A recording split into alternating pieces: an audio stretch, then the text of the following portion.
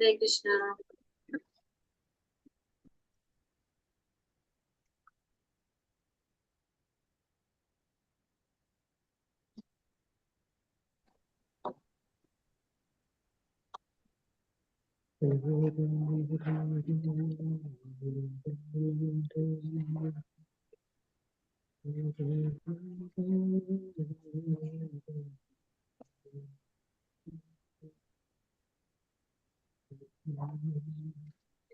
Hare Krishna. Hare Krishna. Sri Sri Radha Govinda Temple ISKCON Mangalore 18 ദിവസത്തെ ഭഗവത്ഗീത ക്ലാസ്സിലേക്ക് എല്ലാവർക്കും സ്വാഗതം. ഹരേ കൃഷ്ണ. ഹരേ കൃഷ്ണ. എല്ലാവർക്കും പ്രണാമം. ഓം നമോ ഭഗവതേ വാസുദേവായ. ഓം നമോ ഭഗവതേ വാസുദേവായ. ഓം നമോ ഭഗവതേ വാസുദേവായ. അജ്ഞാനതിമിരസ്യ ജ്ഞാനാഞ്ജനശലാകയാ ചക്ഷുരുന്മീലിതം യേന തസ്മൈ ശ്രീ ഗുരവേ നമഃ. നമോ വിഷ്ണുപാദായ കൃഷ്ണപ്രേഷ്ഠായ ഭൂതലേ ശ്രീമതേ ഭക്തിവേദാന്ത സ്വാമിനിതി നാമിനേ. നമസ്തേ സരസ്വതേ ദേവേ ഗൗരവാണി പ്രചാരിണേ നിർവിശേഷ ശൂന്യവാദി പാശ്ചാത്യദേശധാരിണേ. ജയ ശ്രീ കൃഷ്ണ ചൈതന്യ പ്രഭു നിത്യാനന്ദ ശ്രീ അദ്വൈത ഗദാധര ശ്രീവാസാദി ഗൗര ഭക്തവൃന്ദ. ഹരേ കൃഷ്ണ കൃഷ്ണ കൃഷ്ണ ഹരേ ഹരേ ഹരേ രാമ രാമ രാമ ഹരേ ഹരേ. ഹരേ കൃഷ്ണ. ശ്രീ ശ്രീ രാധാ ഗോവിന്ദ ടെമ്പിൾ ISKCON ബാംഗ്ലൂരിന്റെ 18 ദിവസത്തെ ഭഗവത്ഗീത ക്ലാസ്സിലേക്ക് ഒരിക്കൽ കൂടി സ്വാഗതം എല്ലാവർക്കും. ഇന്ന് അധ്യായം 16 ദേവ അസുര ഭാവങ്ങൾ. ഹരേ കൃഷ്ണ. വീഡിയോ ഓണാക്കാൻ സാധിക്കുന്നവരൊക്കെ ഓണാക്കിക്കോളൂ. ഹരേ കൃഷ്ണ. അപ്പൊ ഇന്ന് അധ്യായം 16ലേക്ക് കടക്കാണ്. ഇന്നലെ നമ്മൾ അധ്യായം 15 പുരുഷോത്തമ യോഗം കണ്ടു. പുരുഷോത്തമ യോഗത്തില് ഭഗവാനെ കുറിച്ച് ഭഗവാൻ പറഞ്ഞു തന്നു. ഇന്നലെ ഒന്ന് കുറച്ചും കൂടി ഭഗവാൻ പറഞ്ഞു തന്നു. പിന്നെ നമ്മൾ എന്താ കണ്ടത്? പുരുഷോത്തമ യോഗത്തിൽ വേറെ എന്താ മനസ്സിലാക്കിയത്? ഹരേ കൃഷ്ണ. ഭൗതിക ജീവിതത്തിലെ ക്ലേശങ്ങളിൽ നിന്ന് മുക്തി നേടാനുള്ള പ്രക്രിയകളെ കുറിച്ച് ഭഗവാൻ പറഞ്ഞു അല്ലെ. എല്ലാത്തിന്റെയും അൾട്ടിമേറ്റ് എന്താ പറഞ്ഞത്? നമ്മള് ഭഗവത് സേവനം ചെയ്യാം. ഭഗവത് സ്മരണയിലൂടെ ഭഗവത് സേവനത്തിലൂടെ മാത്രമേ നമുക്ക് ഭഗവാനെ പ്രാപിക്കാനും നമ്മുടെ ക്ലേശങ്ങളിൽ നിന്നൊക്കെ മുക്തനാകാനും നമുക്ക് സാധിക്കുള്ളൂ എന്നുള്ളത് നമ്മള് ഇന്നലെ ഭഗവാൻ പുരുഷോത്തമ യോഗം എന്നുള്ള അധ്യായത്തിലൂടെ നമുക്ക് വീണ്ടും പറഞ്ഞു. വേദങ്ങളെ മനസ്സിലാക്കുക. ഇതിന്റെ ഒക്കെ ലക്ഷ്യം എന്താണ്? ഭഗവാനെ മനസ്സിലാക്കുക അല്ലെ. വേദത്തിന്റെയും എല്ലാത്തിന്റെയും ലക്ഷ്യം ആത്മസാക്ഷാത്കാരം നേടാനായിട്ട് നമ്മളെ പ്രാപ്തരാക്കുകയാണ് ചെയ്യുന്നത്. എല്ലാത്തിന്റെ ലക്ഷ്യം അത് തന്നെയാണ്. അപ്പൊ ഇന്ന് അധ്യായം 16 ദേവാസുര ഭാവങ്ങളെ കുറിച്ചാണ് പറയുന്നത്. ദൈവികവും ആസുരികവുമായിട്ടുള്ള ഭാവങ്ങൾ. അപ്പൊ നമ്മൾ ഓരോരുത്തരിലും എന്തുണ്ട്? 2 ഭാവം നമ്മളിലുണ്ട് അല്ലെ. ആ ദൈവികമായിട്ടുള്ള ഭാവം നമ്മളിൽ ഉണ്ടാവും, ആസുരികമായിട്ടുള്ള ഭാവങ്ങളും നമ്മളുണ്ടാവും. അപ്പൊ അതാണ് ഈ പറയുന്നത്. ഇന്നത്തെ അധ്യായത്തിൽ പറയുന്നത് ദൈവികമായിട്ടുള്ളതും ആസുരികമായിട്ടുള്ള ഭാവങ്ങളെ കുറിച്ചിട്ടാണ് നമ്മൾ 16ാമത്തെ അധ്യായത്തില് നമ്മൾ കാണാൻ പോകുന്നത്. ഫസ്റ്റ് ഭഗവാൻ പറയാണ്. ഹരേ കൃഷ്ണ. ഓം നമോ ഭഗവതേ വാസുദേവായ. ശ്രീ ഭഗവാനുവാച. അഭയം സത്വ സംശുദ്ധിർജ്ഞാന യോഗ വ്യവസ്ഥിതിഃ ദാനം ദമശ്ച യജ്ഞശ്ച സ്വാധ്യായസ്തപ ആർജവം അഹിംസ സത്യമക്രോധം ത്യാഗ ശാന്തിരപൈശുനം ദയാ ഭൂതേഷലോലുപ്തം മാർദ്ദവം ക്രീരശാ തേജ ക്ഷമാ ധൃതി ശൗച അദ്രോഹാനാതിമാനിത ഭവന്തി സമ്പദം ദേവീമപി ചാദസ്യ ഭാരത. പരമദിവ്യോത്തമ പുരുഷൻ പറഞ്ഞു, ഹേ ഭാരത. എന്തൊക്കെയാണ് പറഞ്ഞത്? നിർഭയത, അസ്തിത്വത്തിന്റെ ശുദ്ധി, ആധ്യാത്മിക ജ്ഞാനനിഷ്ഠ,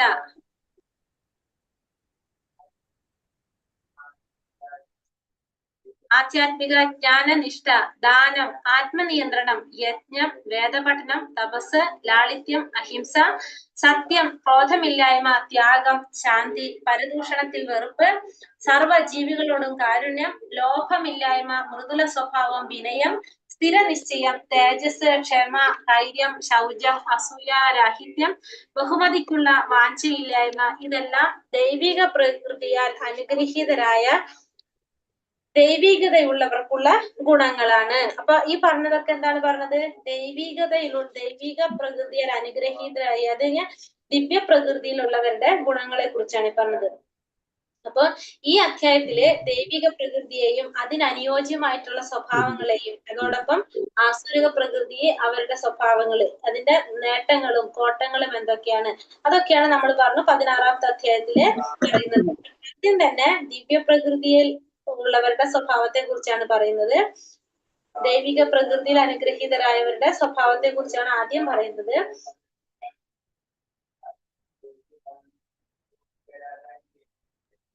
അപ്പൊ ഇതിന് ഫസ്റ്റ് എന്തൊക്കെയാ പറഞ്ഞത്? ഈ നിർഭയത എന്തൊക്കെ പറഞ്ഞ? നിർഭയത, അസ്തിത്വത്തിന്റെ ശുദ്ധി, ആധ്യാത്മിക ജ്ഞാനനിഷ്ഠ, ദാനം, ആത്മനിയന്ത്രണം, യജ്ഞം, വേദപഠനം, തപസ്, ലാളിത്യം, അഹിംസ, സത്യം, ക്രോധമില്ലായ്മ, ത്യാഗം, ശാന്തി, പരദൂഷണത്തിൽ വെറുപ്പ്, സർവജീവികളോടും കാരുണ്യം, ലോഭമില്ലായ്മ, മൃദുല സ്വഭാവം, വിനയം, സ്ഥിരനിശ്ചയം, തേജസ്, ക്ഷമ, ധൈര്യം, ശൗചം, അസൂയ രാഹിത്യം, ബഹുമതിക്കുള്ള വാഞ്ചയില്ലായ്മ, ഇതെല്ലാം ദിവ്യ പ്രകൃതിയാൽ അനുഗ്രഹീതരായ ദൈവികതയുള്ളവർക്കുള്ള ഗുണങ്ങളാണ്. അപ്പൊ ദിവ്യ പ്രകൃതിയിൽ അനുഗ്രഹീതരായ ദൈവികതയുള്ളവർക്കുള്ള ഗുണങ്ങള് 26 ഗുണങ്ങളാണ് ഈ പറയുന്നത്. 26 ഗുണങ്ങള് ആർക്കുള്ളതാണ്? ദൈവികതയിലുള്ളവർക്ക്, ദിവ്യ പ്രകൃതിയാലുള്ളവർക്ക്. അല്ലെങ്കിൽ നമ്മൾ രണ്ട് പറഞ്ഞല്ലേ, ദൈവിക ഗുണമുള്ളവരും ആസുരിക സ്വഭാവത്തില്. രണ്ട് സ്വഭാവമാണ്. ഒന്ന് ദൈവിക സ്വഭാവം, രണ്ട് സ്വഭാവമാണ് മനുഷ്യർക്കുള്ളത്. നമുക്ക് എന്താണ് ഈ ഒന്ന് ആസുരിക സ്വഭാവം ഉണ്ടാവും, അതല്ലെങ്കിൽ ദൈവിക സ്വഭാവം. ഈ രണ്ട് സ്വഭാവമാണ് നമുക്ക് ഉണ്ടാകുന്നത്. അപ്പൊ അതില് ദൈവിക സ്വഭാവത്തിലുള്ളവർക്കുള്ള ഗുണങ്ങളാണ് പറയുന്നത്. ഒന്ന് നിർഭയത, നമുക്ക് ഭയമില്ലാതിരിക്കുക. പിന്നെന്താണ്? അസ്തിത്വത്തിന്റെ ശുദ്ധി, നമുക്ക് എന്തുണ്ടാവണം? ശുദ്ധി ഉണ്ടാകണം. അസ്തിത്വ ശുദ്ധീകരണം എന്ന് വെച്ചിട്ടുണ്ടെങ്കിൽ നമ്മൾ എന്താ പറയണത്? ഓരോരുത്തർക്കും ഓരോ തരത്തിലാണ് ആ ശുദ്ധി നമ്മൾ പറയുന്നത് അല്ലെ. അസ്തിത്വത്തിന്റെ ശുദ്ധി പറയുമ്പോ ഇപ്പൊ സന്യാസിമാരാണെങ്കിൽ സ്ത്രീകളായിട്ടുള്ള അടുപ്പം പാടില്ല. പിന്നെ സ്വജീവിതത്തെ ശുദ്ധീകരിക്കുന്ന രീതിയിലായിരിക്കണം ഓരോരുത്തരുടെ പ്രവൃത്തി. അത് അങ്ങനെ പറയാൻ മതി നമുക്ക്. ഇപ്പൊ നമ്മളെ ജീവിതത്തെ ശുദ്ധീകരിക്കുന്ന രീതിയിലായിരിക്കണം നമ്മുടെ പ്രവൃത്തി. പിന്നെ ആധ്യാത്മികമായിട്ടുള്ള ജ്ഞാനനിഷ്ഠ, ദാനം, ആത്മനിയന്ത്രണം, യജ്ഞം, വേദപഠനം, തപസ്, ലാളിത്യം, അഹിംസ, സത്യം, ക്രോധമില്ലായ്മ, ത്യാഗം, ശാന്തി, പരദൂഷണത്തിൽ വെറുപ്പ്, സർവ്വജീവികളുടെ കാരുണ്യം, ലോഭമില്ലായ്മ, മൃദുല സ്വഭാവം, വിനയം, സ്ഥിരനിശ്ചയം, തേജസ്, സമാധൈര്യം, ശൗചം, അസൂയരാഹിത്യം, ബഹുമതിക്കുള്ള വാഞ്ചയില്ലായ്മ, ഇതെല്ലാം ദിവ്യ പ്രകൃതിയാൽ അനുഗ്രഹീതരായിട്ടുള്ള അവർക്കുള്ള ഗുണങ്ങളാണ് നമ്മൾ ഈ പറഞ്ഞത് മുഴുവനും. ഇതില് 26 ഗുണങ്ങളാണ് ഈ പറയുന്നത്. ഈ 26 ഗുണങ്ങൾ ആർക്കുള്ളതാണ്? ആധ്യാത്മികമായിട്ടുള്ള ഗുണങ്ങളാണ് ഈ 26 ഗുണങ്ങളും. അത് വളർത്തിയെടുക്കേണ്ടതാണ് നമ്മൾ. എന്താ, നമുക്ക് ഇല്ലാത്ത ഗുണങ്ങളാണെങ്കിൽ നമ്മൾ അത് വളർത്തിയെടുക്കണം. നമുക്ക് വേണ്ടാത്തതാണെങ്കിൽ നമ്മൾ എന്ത് ചെയ്യണം? അത് കളയാനായിട്ട് ശ്രമിക്കണം. ഈ 26 ഗുണങ്ങള് നമ്മളെ സംബന്ധിച്ച് നമ്മൾ എന്ത് ചെയ്യണം? സാമൂഹ്യമായിട്ടും തൊഴിൽപരമായിട്ടുള്ള വ്യവസ്ഥിതികൾക്ക് അനുയോജിക്കുന്ന വിധത്തില് നമ്മൾ അതെന്ത് ചെയ്യണം? അത് വളർത്തിയെടുക്കേണ്ടതാണ്. ഇങ്ങനെ ഈ ഗുണങ്ങൾ വളർത്തി പോന്നാൽ നമുക്ക് ക്രമേണ എന്ത് ചെയ്യാൻ സാധിക്കും? ആത്മസാക്ഷാത്കാരത്തിന്റെ ഉന്നത തലത്തിലേക്ക് വരാനായിട്ട് സാധിക്കും. അപ്പൊ 26 ഗുണങ്ങളാണ് ദൈവികതയിലുള്ളവർക്കുള്ള 26 ഗുണങ്ങളെ കുറിച്ചാണ് ഇവിടെ പറഞ്ഞിരിക്കുന്നത്. നമ്മൾ എന്ത് ചെയ്യണം? ഇല്ലാത്ത ഗുണങ്ങളെ വളർത്തിയെടുക്കണം. നമുക്ക് വേണ്ടാത്തതാണെങ്കിൽ നമ്മൾ കളയണം. അങ്ങനെ നമുക്ക് എന്തിലേക്ക് വരാൻ സാധിക്കും? ആത്മസാക്ഷാത്കാരത്തിന്റെ തലത്തിലേക്ക് വരാനായിട്ട് നമുക്ക് സാധിക്കും. അടുത്തതില് ദമ്പോ ദർപ്പോഭിമാനശ്ച ക്രോധ പാരുഷ്യമേവച അജ്ഞാനം ചാപി ജാതസ്യ പാർത്ഥ സമ്പാദമാസുരീം. ഹേ പാർത്ഥ, ഗർവം, അഹങ്കാരം, അഭിമാനം, ക്രോധം, പാരുഷ്യം, അജ്ഞാനം എന്നിവ ആസുരിക ഗുണങ്ങളാണ്. ഇനി ആസുരിക ഗുണങ്ങളെ കുറിച്ച് എന്താ പറയണത്? ഗർവം, അഹങ്കാരം, അഭിമാനം, ക്രോധം, പാരുഷ്യം, അജ്ഞാനം, ഇതൊക്കെ ആസുരികമായിട്ടുള്ള ഗുണങ്ങളാണ്. ഗർവം ഉണ്ടാവും, അഹങ്കാരം ഉണ്ടാവും, അഭിമാനം, പിന്നെ അതുപോലെ തന്നെ ക്രോധം, പാരുഷ്യം, അജ്ഞാനം, ഇതൊക്കെ എന്താണ് പറയുന്നത്? ആസുരിക സ്വഭാവത്തിലുള്ളവരുടെ ഗുണങ്ങളാണ് പറയുന്നത്. ആസുരിക സ്വഭാവങ്ങൾ പൊതുവെ എങ്ങനെയുള്ളവരായിരിക്കും? അഹംഭാവികളായിരിക്കും. അവർക്കിപ്പോ അഹങ്കാരം ഉണ്ടായിരിക്കും. അതായത് ഇപ്പൊ ഭയങ്കര നോളജ് ഒന്നും ഉണ്ടാവണം എന്നില്ല അവർക്ക്. ചെറിയൊരു വിദ്യാഭ്യാസമോ സമ്പത്തോ ഉണ്ടെങ്കിലും അവർ എന്തെങ്കിലും ചെയ്യാ, അവര് ഭയങ്കരമായിട്ട് അത് നമ്മൾ പറയില്ല, ഭയങ്കര കൂടുതൽ അതിനെ അവർക്ക് അതിനോട് ഭയങ്കര ഒരു എന്താ പറയാ, ഇപ്പൊ കുറെ സ്വത്തും അല്ലെങ്കിൽ കുറെ വിദ്യാഭ്യാസം ഒന്നും ഇല്ല എന്ന് വിചാരിക്കും. പക്ഷെ അതിൽ തന്നെ അവർ ഭയങ്കരമായിട്ട് അഹങ്കരിക്കുന്നവരായിരിക്കും. ഭയങ്കര ഇപ്പൊ എഡ്യൂക്കേറ്റഡ് ആവണമെന്നില്ല, കുറെ സമ്പത്തൊന്നും ഉണ്ടാവണമെന്നില്ല, പക്ഷെ ആ ഉള്ളത് വെച്ചിട്ട് അവർ ഭയങ്കരമായിട്ട് അഹങ്കരിക്കുന്നവരായിരിക്കും. അവരെല്ലാവരും ബഹുമാനിക്കണം, അവരെല്ലാവരും മാനിക്കണം എന്നുള്ളൊരു ധാരണ ആർക്കുണ്ടാവും, ഒരു ചിന്ത ആർക്കുണ്ടാവും, ഈ ഉള്ളവർക്ക്, ഈ ആസുരിക സ്വഭാവത്തിലുള്ളവർക്ക് ഉണ്ടായിരിക്കും. അതുപോലെ തന്നെ മറ്റുള്ളവരോട് കർക്കശമായിട്ടുള്ള വാക്കുകൾ പറയാനോ അവരെ എന്തെങ്കിലും വിഷമിപ്പിക്കാനോ ഒന്നും ഇവർക്ക് യാതൊരു മടിയും ഉണ്ടാവാനായിട്ട് അവർക്ക് അങ്ങനെയൊന്നും ഉണ്ടാകുന്നില്ല. അപ്പൊ ഇവരിൽ എന്താണ്, ആ മാതൃഗർഭത്തില് ആ ശരീരം ഉളവാകുന്നതോട് കൂടി തന്നെ അവരിൽ എന്ത് സ്വഭാവം ഉണ്ടായിട്ടുണ്ടാവും, ഈ ആസുരിക സ്വഭാവം രൂപപ്പെട്ടിട്ടുണ്ടാവും. ആ വളരും തോറും അതെന്താ സംഭവിച്ചുകൊണ്ടിരിക്കുന്നത്, ഈ ദുർഗുണങ്ങള് അത് വെളിപ്പെട്ടുകൊണ്ടിരിക്കുകയാണ് ചെയ്യുന്നത്, കൂടുതലായിട്ട് വന്നുകൊണ്ടിരിക്കുകയാണ് ചെയ്തത്. അപ്പൊ ആ മാതൃഗർഭത്തില് ശരീരം ഉളവാകുമ്പോൾ തന്നെ അവരിൽ എന്തുണ്ടാവും, ഈ ദുർഗുണങ്ങളെല്ലാം അവരിൽ വന്നിട്ടുണ്ടാവും. പക്ഷെ അത് വളരുന്നതിനനുസരിച്ച് അത് കൂടുതൽ വെളിവായിക്കൊണ്ടിരിക്കുകയാണ് ചെയ്യുക. അപ്പൊ അഹങ്കാരം, ഗർവം, അഭിമാനം, ക്രോധം, പാരുഷ്യം, അജ്ഞാനം, ഇതാണ് എന്ത് ആസുരിക സ്വഭാവത്തിലുള്ളവരുടെ സ്വഭാവത്തില് കാണുന്നത്. അപ്പൊ അവര് എപ്പോഴും അഹംഭാവികളായിരിക്കും. ചെറിയതായിട്ട് തന്നെ അവർക്ക് സമ്പത്ത് ഉണ്ടെങ്കിലോ വിദ്യാഭ്യാസം ഉണ്ടെങ്കിലോ തന്നെ അവർ ഭയങ്കരമായിട്ട് അഹങ്കരിക്കുന്നവരായിരിക്കും. തങ്ങളെ മറ്റുള്ളവര് ബഹുമാനിക്കണം എന്ന് ചിന്തിക്കുന്നവരായിരിക്കും. അവര് മറ്റുള്ളവരോട് കർക്കശമായിട്ടുള്ള വാക്കുകൾ പറയാനോ പ്രവർത്തിക്കുന്നതിനോ യാതൊരു മടിയില്ലാത്തവരുമായിരിക്കും ആര്, ഈ ആസുരിക സ്വഭാവികള്. ദൈവീ സമ്പത്തി മോക്ഷായ നിബന്ധായ സുരീമത ആശുജ സമ്പന്ദം ദൈവീ അഭിജാതസ്യ പാണ്ഡവ. അഭൗതിക ഗുണങ്ങൾ മുക്തി സാധകങ്ങളും ആസുര ഗുണങ്ങൾ ബന്ധന കാരണങ്ങളുമാണ്. പാണ്ഡുനന്ദന, ദൈവിക ഗുണങ്ങളോട് പിറന്നവനായതുകൊണ്ട് നീ ദുഃഖിക്കേണ്ട. അപ്പൊ അഭൗതികമായിട്ടുള്ള ഗുണങ്ങൾ, ഭൗതികത്തിന് അപ്പുറത്തുള്ള ഗുണങ്ങളാണ് എന്തിന് കാരണമാകുന്നത്, മുക്തിക്ക് കാരണമാകുന്നത്. ആസുരിക ഗുണങ്ങളാണ് എന്തിന് കാരണമാകുന്നത്, ബന്ധനത്തിന് കാരണമാകുന്നത്.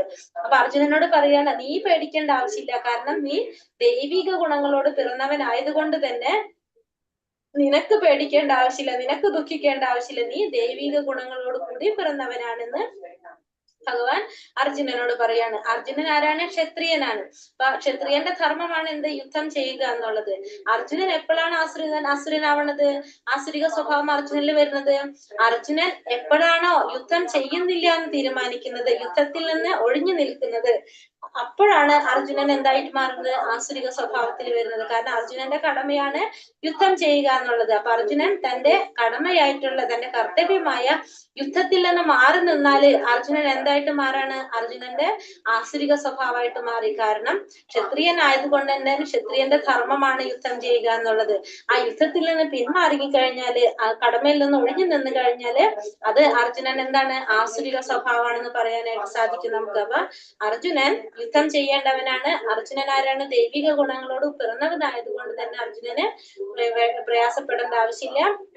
അഭൗതികമായിട്ടുള്ള ഗുണങ്ങൾ, ഭൗതികയ്ക്ക് അപ്പുറത്തുള്ള ഗുണങ്ങളാണ് നമ്മളെ മുക്തിക്ക് കാരണമാകുന്നതും, ആസുര ഗുണങ്ങളാണ് നമ്മൾ എന്തിന് കാരണമാകുന്നത്, ആസുരിക ഗുണങ്ങള് ബന്ധനത്തിന് കാരണമാകുന്നതാണ് നമ്മള്. അടുത്തത് ദംഭൂത സർഗോ ലോകേസ്മിൻ ദൈവ ആസുര ഏവച ദൈവോ വിസ്തരശ പ്രോക്ത ആസുരം പാർത്ഥ മേ ശൃണു. ഹേ പാർത്ഥ, ഈ ലോകങ്ങളിലുള്ള എല്ലാ സൃഷ്ടികളും ആസുരം ദൈവികം എന്നീ രണ്ട് വിഭാഗങ്ങളിൽ ഒന്ന് പെടും. നമ്മൾ നേരത്തെ പറഞ്ഞു അല്ലെ, എല്ലാ സൃഷ്ടികളും എന്താണ്, രണ്ടിലേതെങ്കിലും ഒരെണ്ണത്തിൽ പെടും. ഒന്നില്ലെങ്കിൽ ആസുരികത്തിൽ പെടും, അതല്ലെങ്കിൽ ദൈവികത്തിൽ വരും. ഞാൻ ദൈവിക ഗുണങ്ങളെ പറ്റി വിസ്തരിച്ചു പറഞ്ഞുവല്ലോ, ഇനി ആസുരങ്ങളാവയെ കുറിച്ച് പറയാം. അപ്പൊ ഇത്രയും നേരം പറയാണ് ഞാൻ ദൈവികമായ ഗുണങ്ങളെ കുറിച്ച് പറഞ്ഞല്ലോ, ഇനി ഞാൻ എന്ത് പറഞ്ഞുതരാം, ആസുരികമായിട്ടുള്ളവയെ കുറിച്ച് പറഞ്ഞു തരാം. അപ്പൊ രണ്ട് വിഭാഗമാണുള്ളത്, ഒന്ന് ആസുരിക വിഭാഗവും ഒന്ന് ദൈവിക വിഭാഗവും. ഈ ദേവന്മാരും അസുരന്മാരും രണ്ടു കൂട്ടരും അല്ലെ. അപ്പൊ ദൈവികവും ആസുരികവും എന്ന് പറഞ്ഞാൽ ദേവന്മാരും അസുരന്മാരും. ഈ രണ്ടു കൂട്ടരും ആരുടെ സന്താനങ്ങളാണ്, ശരിക്കും പ്രജാപതിയുടെ സന്താനങ്ങളാണ്. തിഥി അതിഥി എന്ന് പറഞ്ഞ കാശ്യപ മഹർഷിയുടെ മക്കളാണ് ഈ അസുരന്മാരും ദേവന്മാരും. ആരാണ് അസുരന്മാര്, അതിഥിയിലുണ്ടാവുന്ന മക്കളാണ് ദേവന്മാര്. കാശ്യപ മഹർഷിയുടെ മക്കളാണ് ഈ രണ്ടു കൂട്ടരും. അപ്പൊ ഈ രണ്ടു കൂട്ടർമാരാണ് അസുരന്മാരും ദേവന്മാരും, തിഥിയുടെ അതിഥികളും. അപ്പൊ ഒരു കൂട്ടർ എന്താണ്, ദൈവിക, നമ്മൾ ഈ പറഞ്ഞ വൈദിക ഗ്രന്ഥങ്ങൾ അനുസരിച്ച് അതിൽ പറഞ്ഞ പ്രകാരം ജീവിതം കൊണ്ടുപോകുന്നവരാണ് ദൈവിക സ്വഭാവത്തിലുള്ളത്. ആസുര സ്വഭാവത്തിലുള്ളവര് ഈ നിയമങ്ങളൊക്കെ മറികടന്ന് തന്നിഷ്ടത്തിന് പ്രവർത്തിക്കുന്നവരാണ് ആര്? ഈ ആസുരിക സ്വഭാവത്തിലുള്ളത്. അപ്പൊ അവര് ഈ ഗ്രന്ഥങ്ങളിൽ പറഞ്ഞിരിക്കുന്ന, നമ്മുടെ ശാസ്ത്ര ഗ്രന്ഥങ്ങളിൽ പറഞ്ഞിരിക്കുന്ന പ്രകാരമാണ് അവരുടെ ജീവിതം നിയന്ത്രിച്ചു കൊണ്ടുപോകുന്നവരാണെങ്കിൽ അവര് ദൈവിക പ്രകൃതിയിലുള്ളവരാണ്. അതല്ല, അവര് തന്നിഷ്ടപ്രകാരം ഈ പറഞ്ഞതൊന്നും ശ്രദ്ധിക്കാതെ തന്നിഷ്ടപ്രകാരമാണ് ജീവിതം മുന്നോട്ട് പോകുന്നതെങ്കിൽ അവരെന്താണ്? ആസുരിക സ്വഭാവത്തില് ഉള്ളവരാണ്. അപ്പൊ ഈ രണ്ട് കൂട്ടരും ആരാണ്? പ്രജാപതിയുടെ മക്കളാണ്. ഈ ഒരു കൂട്ടര് ധർമ്മത്തിനനുസരിച്ച് പ്രവർത്തിക്കുന്നു, മറ്റൊരു കൂട്ടരോ ധർമ്മം അനുസരിക്കാതെ പ്രവർത്തിക്കുന്നു, ധർമ്മങ്ങളൊന്നും അനുഷ്ഠിക്കുന്നില്ല. അതാണ് പറയുന്നത്. പ്രവൃത്തിയും ച നിവർത്തിയും ച ജനാനാവിതുരാസുര ന ശൗചം നാപി ചാചാരോ ന സത്യം ദേശു വിദ്യതേ. ചെയ്യേണ്ടത് എന്തെന്നോ ചെയ്യരുതാത്തത് എന്തെന്നോ ആസുര സ്വഭാവികൾക്ക് അറിഞ്ഞുകൂടാ. വിശുദ്ധിയോ നല്ല പെരുമാറ്റമോ സത്യസന്ധതയോ അവർക്കില്ല. അപ്പൊ ഈ ആസുര സ്വഭാവികൾക്ക് എന്താണ് ചെയ്യേണ്ടത്, എന്താണ് ചെയ്യാൻ പാടില്ലാത്തത് എന്നുള്ളതൊന്നും ആർക്കില്ല? അവർക്ക് ഇല്ല. അവര് പിന്നെ നല്ല പെരുമാറ്റം അവർക്ക് ഉണ്ടാവില്ല, വിശുദ്ധി ഉണ്ടാവില്ല, സത്യസന്ധത അവർക്ക് ഉണ്ടാവില്ല. കാരണം ഇവർക്ക് ധർമ്മശാസ്ത്രങ്ങളെ കുറിച്ച് ഒന്നും അറിയില്ല, അല്ലെ? കാരണം ഈ അസുരിക സ്വഭാവത്തിലുള്ളത് കൊണ്ട് തന്നെ അവർക്ക് എന്താണ്? ഭഗവാനെ കുറിച്ചോ വേദഗ്രന്ഥങ്ങളെ കുറിച്ചോ ഇതൊന്നും അവർക്ക് അറിയില്ല. അപ്പൊ അതുകൊണ്ട് അവർക്ക് ഈ ശാസ്ത്രങ്ങളെ കുറിച്ചൊന്നും അറിയാത്തത് കൊണ്ട് തന്നെ അറിയുന്നില്ല എന്ന് മാത്രമല്ല, അവർക്ക് അത് അറിയണം എന്ന് ആഗ്രഹവും ഇല്ല. അത് പറഞ്ഞു കൊടുത്ത് മനസ്സിലാക്കാനായിട്ടും അവർക്ക് താല്പര്യമില്ല, അറിയാൻ താല്പര്യമില്ല. അത് അവർക്ക് അറിയുന്ന ഒട്ടും ആഗ്രഹമില്ല. നമ്മൾ പറഞ്ഞു കൊടുത്താൽ അനുസരിക്കാനും അവർ തയ്യാറല്ല. അപ്പൊ അതുകൊണ്ട് തന്നെ ഈ വേദത്തിൽ പറഞ്ഞിരിക്കുന്ന നിർദ്ദേശങ്ങളൊന്നും പാലിക്കാനോ അനുസരിക്കാനോ അവർക്ക് യാതൊരു താല്പര്യവും ഉണ്ടാവില്ല. പിന്നെ അതുപോലെ തന്നെ സത്യസന്ധത ഉണ്ടാവില്ല, നല്ല പെരുമാറ്റം ഉണ്ടാവില്ല, വിശുദ്ധി ഉണ്ടാവില്ല. പിന്നെ ശൗചം, ശാരീരികമായിട്ടുള്ള ബാഹ്യമായിട്ടുള്ള ശൗചോ ആന്തരിക ശൗചോ ഇത് രണ്ടും ആർക്കുണ്ടാവില്ല? ഇവർക്കുണ്ടാവില്ല, ഈ ആസുരിക സ്വഭാവത്തിലുള്ളവർക്ക്. നമ്മള് ഇതിനു മുന്നേ പറഞ്ഞിട്ടുണ്ടായിരുന്നു, അല്ലെ? ശൗചത്തിനെ കുറിച്ച് പറഞ്ഞപ്പോ ആന്തരിക ശൗചം, ഹരേ കൃഷ്ണ മഹാമന്ത്രം ജപിക്കുന്നത്, ഭഗവാനെ സ്മരണ ചെയ്യുന്നതൊക്കെ, ഇതൊന്നും ഈ പറഞ്ഞ ആസുരിക സ്വഭാവത്തിലുള്ളവർക്ക് ഉണ്ടാവുന്നില്ല. അസത്യം അപ്രതിഷ്ഠം തേ ജഗദാഹൂരനീശ്വരം അപരസ്പര സംഭൂതം കിം അന്യകാമഹൈതുകം. ഈ പ്രപഞ്ചം അസത്യവും അടിസ്ഥാനരഹിതവുമാണെന്നും ഇതിന് നിയന്താവായി ഒരു ഈശ്വരനില്ലെന്നും അവർ പറയുന്നു. അപ്പൊ ഇവരെന്താ പറയുന്നത്? ഇവർ പറയുന്നത് പ്രപഞ്ചം എന്ന് പറയുന്നത് തന്നെ അസത്യമാണ്, ഇത് ഒരു അടിസ്ഥാനമില്ലാത്തതാണ്, അതിനൊരു നിയന്താവായിട്ട് ഒരു ഈശ്വരനുമില്ല എന്നാണ് അവർ പറയുന്നത്. അതായത് ഭഗവാനെ തന്നെ അവർ വിശ്വസിക്കുന്നില്ല, ഭഗവാൻ ഉണ്ടെന്ന് പോലും അവർ വിശ്വസിക്കുന്നില്ല. എന്നാണ് പിന്നെ ലൈംഗിക അഭിലാഷം മാത്രമാണ് ഇതിന്റെ ഉൽപ്പത്തിക്ക് കാരണമെന്നും കാമമല്ലാതെ മറ്റൊന്നും കാരണമായിട്ടില്ലെന്നും അവർ പറയുന്നു. അപ്പൊ ലൈംഗികമായിട്ടുള്ള അഭിലാഷം മാത്രമാണ് ഈ പ്രപഞ്ചത്തിന്റെ ഉൽപ്പത്തിക്ക് കാരണമായിട്ടുള്ളതെന്നും പിന്നെ അതല്ലാതെ കാമമല്ലാതെ വേറൊന്നും ഇവിടെ ഇല്ല എന്നുമാണ് ആര് പറയുന്നത്? ഈ ആസുരിക സ്വഭാവികള് പറയുന്നത്. അതായത് ഈ ഒരു പ്രപഞ്ചത്തെ അവരൊരു മായാ കാഴ്ചയായിട്ടാണ് അവർ കരുതുന്നത്. കാരണം ഇതിന് കാരണമായിട്ടുള്ളതോ ഇതിനെ നിയന്ത്രിക്കുന്നതായിട്ടുള്ളൊരു നിയന്താവുണ്ടെന്ന് അവര് ചിന്തിക്കുന്നില്ല. അവര് ചിന്തിക്കുന്നതാണ് യാദൃശ്ചികമായിട്ട് നമ്മൾ ഓരോ പ്രവർത്തികൾ ചെയ്യുന്നു, ആ പ്രവർത്തികൾക്കനുസരിച്ച് ഓരോ കർമ്മങ്ങൾ വരുന്നു എന്നല്ലാതെ ഇവര് ഇതൊക്കെ നമ്മൾ ചെയ്ത കർമ്മത്തിന്റെ ഫലമായിട്ടാണ് ഇത് അനുഭവിക്കുന്നത്, ഈശ്വരൻ ഒരു പ്രത്യേക ഉദ്ദേശത്തോടെ സൃഷ്ടിച്ചതാണിത്, ഇതൊന്നും ആര് ചിന്തിക്കുന്നില്ല?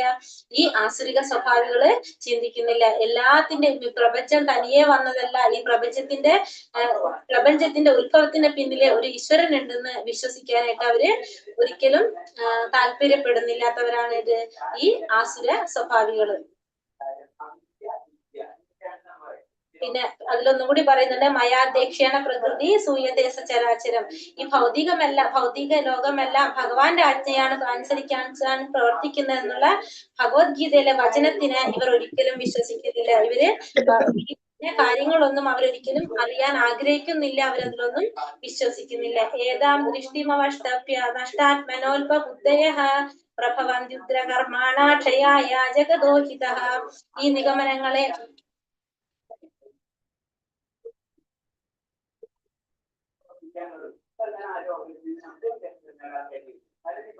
നിഗമനങ്ങളെ പിന്തുടർന്ന് സ്വയം നഷ്ടപ്പെട്ടവരും അസുരന്മാരുമായ ഈ അല്പബുദ്ധികൾ ലോകനാശകരങ്ങളായ കൊടും ക്രിയകളിൽ ഏർപ്പെടുന്നു. അപ്പൊ ഈ നിഗമനങ്ങളെ പിന്തുടർന്നുകൊണ്ട് സ്വയം നഷ്ടപ്പെട്ടവരും അസുരന്മാരായിട്ടുള്ള ഈ അല്പബുദ്ധികൾ എന്താണ്? നാശകരങ്ങളായിട്ടുള്ള കൊടും പ്രവർത്തികളിലേക്ക് ഇവര് ഏർപ്പെട്ടുകൊണ്ടിരിക്കുകയാണ്. അപ്പൊ ഈ ആസുര സ്വഭാവികൾ എന്താ ചെയ്യുന്നത്? ലോകനാശത്തിലേക്ക് നയിക്കുന്ന ദുഷ്കർമ്മങ്ങളിൽ ഏർപ്പെട്ടുകൊണ്ടിരിക്കുന്നത്. കാരണം ഇവർക്ക് എന്താണ്? ഇവർക്ക് ബുദ്ധി കുറവായിരിക്കും എന്നാണ് ഭഗവാൻ പറയുന്നത്. ഈശ്വരൻ എന്താണെന്ന് അറിയാൻ ഇവർ ആഗ്രഹിക്കുന്നില്ല, അവരറിയാൻ താല്പര്യപ്പെടുന്നില്ല, അവരതിനെ കുറിച്ച് അറിയുന്നില്ല. ഇവര് ബുദ്ധിഹീനരും ബോധശൂന്യരുമാണെന്നാണ് പറയുന്നത്. ഈ ഭൗതിക ലോകം ആവുന്നത്ര ആസ്വദിക്കാനായിട്ട് അവർ ശ്രമിക്കുന്നു. അതേപോലെ തന്നെ ഇന്ദ്രിയ സുഖങ്ങള്, അവരുടെ ഇന്ദ്രിയ വിഷയങ്ങളിൽ അവർക്ക് എത്രത്തോളം ഇന്ദ്രിയ സുഖങ്ങൾ അനുഭവിക്കാൻ അവർക്ക് സാധിക്കും അത്രത്തോളം സുഖം അനുഭവിക്കാനായിട്ട് ആഗ്രഹിക്കുന്നവരും അതിനുവേണ്ടി പ്രവർത്തിക്കുന്നവരാണ് അവര്. അതേപോലെ തന്നെ അവര് അക്രമാസക്തരായിരിക്കും. ജനങ്ങൾ അധികം അവര് അക്രമാസക്തരായിരിക്കും. പിന്നെ ലാസ്റ്റ് ഇവരെന്താ പറഞ്ഞ ആസുര സ്വഭാവികളാണ്. മറ്റുള്ളവരുടെ എങ്ങനെ പെരുമാറണമെന്നോ അന്യോന്യം എങ്ങനെ പെരുമാറണമെന്ന് പോലും ഇവർക്ക് അറിയുണ്ടാവില്ല. ഒടുവിൽ അവര് സർവസംഹാരികളായ പല സംഭവങ്ങളും കണ്ടുപിടിക്കും.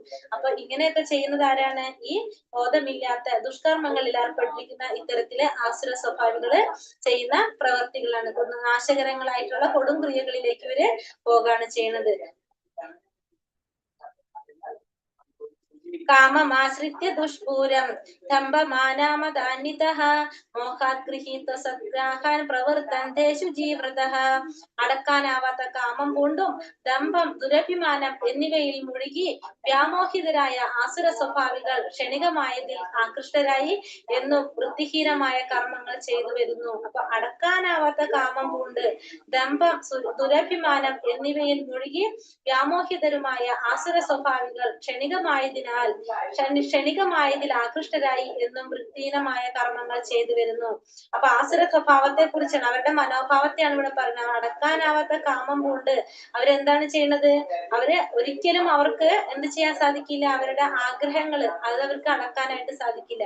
ആഗ്രഹങ്ങൾ ഇങ്ങനെ ഇഷ്ടത്തിനുണ്ടാകും അവർക്ക്. പിന്നെ ദമ്പം, ദുരഭിമാനം എന്നിവയിൽ മുഴുകിക്കൊണ്ട് വ്യാമോഹിതരായിട്ടുള്ള ഈ ആസുര സ്വഭാവികള് ക്ഷണികമായതിൽ ആകൃഷ്ടരായിട്ട് വൃത്തിഹീനമായ കർമ്മങ്ങളെ ചെയ്തുകൊണ്ട് പോകുന്നു. അതായത് മദ്യത്തില്, സ്ത്രീകളില്, ചൂതുകളി, മാംസോജത്തിൽ ഇങ്ങനെ തുടങ്ങിയ ഈ സംഭവങ്ങളൊക്കെ ചെയ്യുന്നത് ആരാണ്? ആസുര സ്വഭാവത്തിലുള്ളവർക്ക് ഇതൊക്കെ കൂടുതലായിരിക്കും. ഇങ്ങനത്തെ പ്രവർത്തികളൊക്കെ ചെയ്യാനായിട്ട് അവരില് ആ കർമ്മങ്ങൾ ചെയ്യാനും അതിലേക്ക് ആകർഷണം അവർക്ക് കൂടുതലായിരിക്കും. പിന്നെ അത് മാത്രമല്ല, അവരെന്താണ് അജ്ഞാനികളായതുകൊണ്ട് തന്നെ അവര് തെറ്റായ വഴിക്കാണ് പോകുന്നത് എന്നുള്ളൊരു ബോധം അവർക്ക് ഉണ്ടാവില്ല. അവര് സ്വയം ഒരു ഈശ്വരനെ സൃഷ്ടിക്കുകയാണ് ചെയ്യുന്നത്, ഭഗവാനെ അല്ലാതെ. അവരുടെ രീതിയിൽ എന്താണ്? അവർ സ്വയം ഒരു ഈശ്വരനെ സൃഷ്ടിച്ച് സ്വയം കീർത്തനങ്ങൾ ഉണ്ടാക്കി ആ ഈശ്വരനെ അവര് വാഴ്ത്തിക്കൊണ്ടിരിക്കും. കാരണം അവര് അവരുടേതായ രീതിയിൽ അവരൊരു ലോകം ഉണ്ടാക്കണ പോലെ ചെയ്യുന്നത്. അപ്പൊ ഇത്തരം പ്രവർത്തികളൊക്കെ ആരിലാണ് ഉണ്ടാക്കുന്നത്? ഈ ആസുര സ്വഭാവികളിലാണ് ഉണ്ടായിരിക്കുന്നത്. അവര് അവരുടേതായ രീതിയിൽ അവര് തന്നിഷ്ടത്തിന് പ്രവർത്തിക്കുന്നവരാണെന്ന് പറയാം. അതായത് അവര് ചെയ്യുന്ന പ്രവർത്തി കൊണ്ട് അവർക്കും ഒരു ഗുണം ഉണ്ടാവില്ല, മറ്റുള്ളവർക്കും ഒരു ഗുണം ഉണ്ടാവില്ല. അങ്ങനെ തന്നിഷ്ടത്തിന് പ്രവർത്തിക്കുന്നവരായിരിക്കും ആര്? ഈ ആസുര സ്വഭാവികള്. ഇവിടെ ദക്ഷ പ്രജാപതിയുടെ ഒരു സ്റ്റോറി പറയുന്നുണ്ട്, നമുക്കത് ലാസ്റ്റ് പറയാം. ഈ ആസുര സ്വഭാവത്തിലുള്ളവരുടെ ഒരു സ്വഭാവം എന്താ പറയുന്നത്? ദക്ഷ പ്രജാപതി. അടുത്ത ശ്ലോകല്ലേ? അടുത്ത ശ്ലോകം. ചിന്താമാ പരിമേയാം ച പ്രളയാന്താമുപാശ്രിതഃ കാമോഭാഭോഗ പരമ ഏതാവാതിഥി നിശ്ചിത ആശാപാശാശതേർബദ്ധ കാമക്രോധാപരായണഃ ഈഹന്തേ കാമഭോഗാർത്ഥേ അന്യായേനാർത്ഥ സഞ്ചയാൻ. ഇന്ദ്രിയ സന്ദർപ്പണമാണ് മാനുഷിക സംസ്കാരത്തിന്റെ പ്രധാന ആവശ്യം എന്നവർ കരുതുന്നു. അപ്പൊ അവര് കരുതുന്നത് എന്താണ്? ഇന്ദ്രിയങ്ങളെ സന്തോഷിപ്പിക്കുക. നമ്മുടെ ഇന്ദ്രിയ സന്ദർപ്പണമാണ് മനുഷ്യ സമുദായത്തിന്റെ സംസ്കാരത്തിന്റെ പ്രധാന ആവശ്യമെന്ന് അവർ കരുതുന്നു. കാരണം നമ്മൾ ഇന്ദ്രിയങ്ങളുടെ സുഖങ്ങള്, അതാണ് ഇന്ദ്രിയങ്ങളെ സുഖം ഉണ്ടാകുക, അതാണ് നമ്മുടെ ജീവിതത്തിന്റെ ഉദ്ദേശം. അതാണെന്നാണ് ആര് ചിന്തിക്കുന്നത്? ആസുര സ്വഭാവികള് ചിന്തിക്കുന്നത്.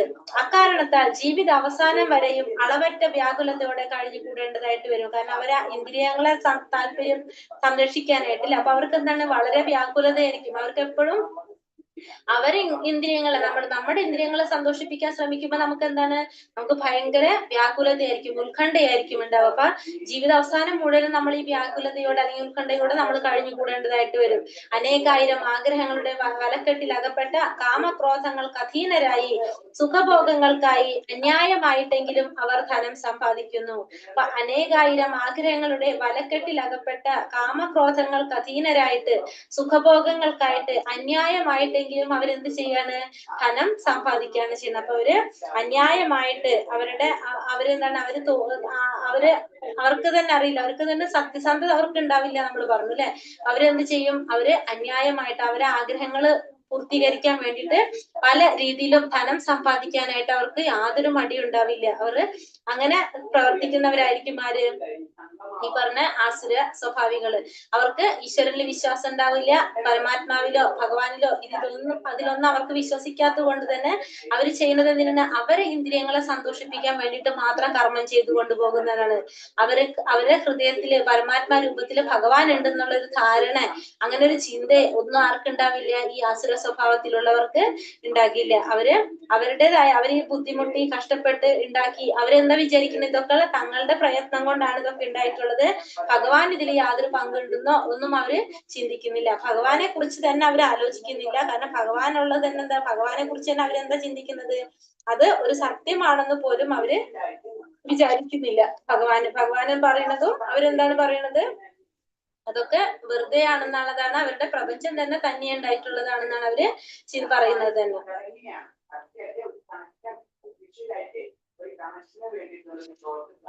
ഇതാ മധ്യമയാ ലബ്ധ ഇമം പ്രാപ്സ്യേ മനോരഥം ഇതമസ്തീതമപി മേ ഭവിഷ്യതി പുനർധനം അസൗ മയാ ഹതാ ശത്രുർഹാനിശേ ചാപരാനപി ഈശ്വരാഹമഹം ഭോഗി സിദ്ധേഹം ബലവാൻ സുഖി ആഠോ ബീജനവാൻ അസ്മി കോന്യോസ്തി സാദൃശ്യോ മയാ യക്ഷേ ദാസ്യാമി മോദിഷ്യ ഇത്യജ്ഞാന വിമോഹിതാഃ. ആസുര സ്വഭാവികൾ ഇങ്ങനെ വിചാരിക്കും, എന്താണ്? ഇന്ന് എനിക്ക് ഇത്രയേറെ ധനമുണ്ട്, എന്റെ പദ്ധതികൾക്കനുസരിച്ച് ഞാൻ ഇനിയും ധനം ആർജിക്കും, ഇത്രയേറെ ധനം എനിക്ക് ഇപ്പോഴുണ്ട്, അത് ഭാവിയിൽ കൂടി വരികയും ചെയ്യും. അയാൾ എന്റെ ശത്രുവാണ്, ഞാൻ അയാളെ കൊന്നു, ഇനിയുള്ള ശത്രുക്കളെയും ഞാൻ കൊല്ലും, ഞാൻ എല്ലാറ്റിന്റെയും ഉടമയാണ്, ഞാൻ സുഖിയാണ്, എല്ലാം തികഞ്ഞവനും ബലവാനും സന്തുഷ്ടനും സമ്പന്നനുമാണ്. കുലീനരായ ബന്ധുക്കളുണ്ട് എനിക്ക്, എന്നോളം ശക്തിമാനും സന്തോഷവാനുമായി ആരുണ്ട്? ഞാൻ യാഗങ്ങൾ അനുഷ്ഠിക്കും, ദാനം ചെയ്യും, സന്തോഷിക്കും എന്നെല്ലാം ഓർത്ത് അവർ അജ്ഞാനത്താൽ മോഹിതരാകുന്നു. അപ്പൊ ആസുരിക സ്വഭാവികൾ എന്താ വിചാരിക്കുന്നത്? ഇന്ന് എനിക്ക് ഇത്രയും ധനം എനിക്കുണ്ട്, പിന്നെ ഇതൊക്കെ എങ്ങനെയാണ് ഉണ്ടായത്? എന്റെ പദ്ധതികൾ അനുസരിച്ച്, എന്റെ കണക്കുകൂട്ടൽ അനുസരിച്ചാണ് ഇതൊക്കെ ഉണ്ടായിട്ടുള്ളത്. ഇനി ഞാൻ എന്ത് ചെയ്യും? കുറെ ധനം ആർജിക്കും, ഇനി ഞാൻ കുറെ ധനം ആർജിക്കാനായിട്ട് ശ്രമിക്കും. അപ്പൊ എനിക്ക് ഇനിയും ഇപ്പൊ തന്നെ എനിക്ക് ഇത്രയും ധനം ഉണ്ട്, ഇനി ഞാൻ അത് വീണ്ടും പരിശ്രമിക്കുമ്പോ എന്താണ്? എനിക്ക് അത് കൂടി വരികയും ചെയ്യും. പിന്നെ അയാൾ എന്റെ ശത്രുവാണ്, ഞാൻ അയാളെ കൊന്നു, ഇനിയുള്ള ശത്രുക്കളെയും ഞാൻ എന്ത് ചെയ്യും? ഞാൻ കൊല്ലും. എല്ലാത്തിന്റെ ഉടമ ആര് തന്നെയാണ്? ഞാൻ തന്നെയാണ് എല്ലാത്തിന്റെ ഉടമ, ഞാൻ തന്നെയാണ് സുഖിക്കേണ്ടത്. എനിക്ക് വേണ്ടിയിട്ടാണ് ഞാൻ ഇതൊക്കെ ചെയ്യുന്നത്. അപ്പൊ ഞാൻ തന്നെയാണ് എല്ലാത്തിന്റെ ഉടമ, എനിക്ക് വേണ്ടിയിട്ടാണ്. അപ്പൊ എല്ലാ സുഖങ്ങളും അനുഭവിക്കേണ്ടത് ആരാണ്? ഞാൻ തന്നെയാണ്. എല്ലാ തികഞ്ഞതും ബലവാനും സന്തുഷ്ടനും സമ്പന്നനുമാണ് ആര്? ഞാൻ. കുലീനരായിട്ടുള്ള ബന്ധുക്കളുണ്ട് എനിക്ക്, എന്നോളം ശക്തിമാനായിട്ടും സന്തോഷവാനായിട്ടും ആരും ഉണ്ടാവില്ല. പിന്നെ ഞാൻ യാഗങ്ങളൊക്കെ അനുഷ്ഠിക്കും, ദാനം ചെയ്യും, സന്തോഷിക്കും. എന്തിനാണ് ഇതൊക്കെ ചെയ്യുന്നത്? കാരണം അയാൾക്ക് സന്തോഷം കിട്ടാനായിട്ട്. എന്നെല്ലാം ഓർത്ത് അവർ അജ്ഞാനത്താൽ വ്യാമോഹിതരായി കൊണ്ടിരിക്കുന്നു. അപ്പൊ അവര് അജ്ഞാനം കൊണ്ട് വ്യാമോഹിതരാവാണ് ചെയ്യുന്നത്. ഇങ്ങനെ കുറെ ചിന്തകളിലൂടെയാണ് ആര് കടന്നു പോകുന്നത്? ഈ ആസുരിക സ്വഭാവികള് കടന്നു പോകുന്നത്. അനേക ചിത്ത വിഭ്രാന്ത മോഹജാല സമാവൃത പ്രസക്ത കാമഭോഗേഷു പതന്തി നരകേഷു കൗ. ഇങ്ങനെ പലവിധ ആകാംക്ഷകളിൽ വലഞ്ഞും വ്യാമോഹത്തിന്റെ വലയിൽ കുടുങ്ങിയും ഇന്ദ്രിയ സുഖങ്ങളിൽ അത്യാസക്തരായി അവർ നരകത്തിൽ വീഴുന്നു. ഇവരെന്താ ചെയ്യണത്? അപ്പൊ ഇങ്ങനെ പല വിധത്തിലുള്ള ആകാംക്ഷകളിലൊക്കെ പെട്ട് വ്യാമോഹത്തിന്റെ വലയിൽ കുടുങ്ങി ഇന്ദ്രിയ സുഖങ്ങളിൽ അത്യാസക്തരായിട്ട് അവർ എന്ത് ചെയ്യും? നരകത്തിൽ വന്ന് വീഴും. അപ്പൊ ആസുര സ്വഭാവത്തിലുള്ളവരുടെ ധനാർജ തൃഷ്ണയ്ക്ക് ഒരിക്കലും അവര് ആഗ്രഹങ്ങൾ ഒരിക്കലും കുറവുണ്ടാവില്ല. അവർക്ക് എത്രയും ധനം കിട്ടിയാലും അവർക്ക് വീണ്ടും വീണ്ടും വേണം എന്നുള്ളൊരു സ്വഭാവമായിരിക്കും അവർക്ക് ഉണ്ടാവുന്നത്. ഈ ആസുര സ്വഭാവത്തിലുള്ളവർക്ക് ഉണ്ടാകുന്നത്. അവർക്ക് എത്ര സ്വത്ത് ഉണ്ടെന്ന് കണക്കാക്കും, അത് ഇനിയും വർദ്ധിപ്പിക്കാനുള്ള വഴികൾ എന്താണെന്ന് ആലോചിച്ചു കൊണ്ടിരിക്കും. അത് ശരിയായ രീതിയിലോ ഒന്നാവണമെന്നില്ല, തെറ്റായ രീതിയിലൂടെ ആയാലും അവർ ആ ധനം സമ്പാദിക്കാനായിട്ട് ശ്രമിച്ചുകൊണ്ടിരിക്കും. അപ്പൊ എന്തൊക്കെ രീതിയിൽ അവർക്ക് കള്ളത്തരം ചെയ്യാനോ അങ്ങനത്തെ ഒന്നും സത്യസന്ധമായിട്ട് ചെയ്യണമെന്ന് യാതൊരു നിർബന്ധവും ആർക്കില്ല, ഈ ആസുര സ്വഭാവികൾക്കില്ല. അവർക്ക് ഒരേ ഒരു ലക്ഷ്യമുള്ളൂ, അവരുടെ ധനം കൂട്ടിക്കൊണ്ടുവരാന്ന് മാത്രമേ അവരുടെ ലക്ഷ്യമുള്ളൂ. അങ്ങനെ അവരെന്ത് ചെയ്തുകൊണ്ടിരിക്കും? എപ്പോഴും ഈ കാര്യങ്ങൾ മാത്രം ചിന്തിച്ചു കൊണ്ടിരിക്കും. അങ്ങനെ ചിന്തിച്ച് അവർ ലാസ്റ്റ് എവിടേക്കാ പോണത്?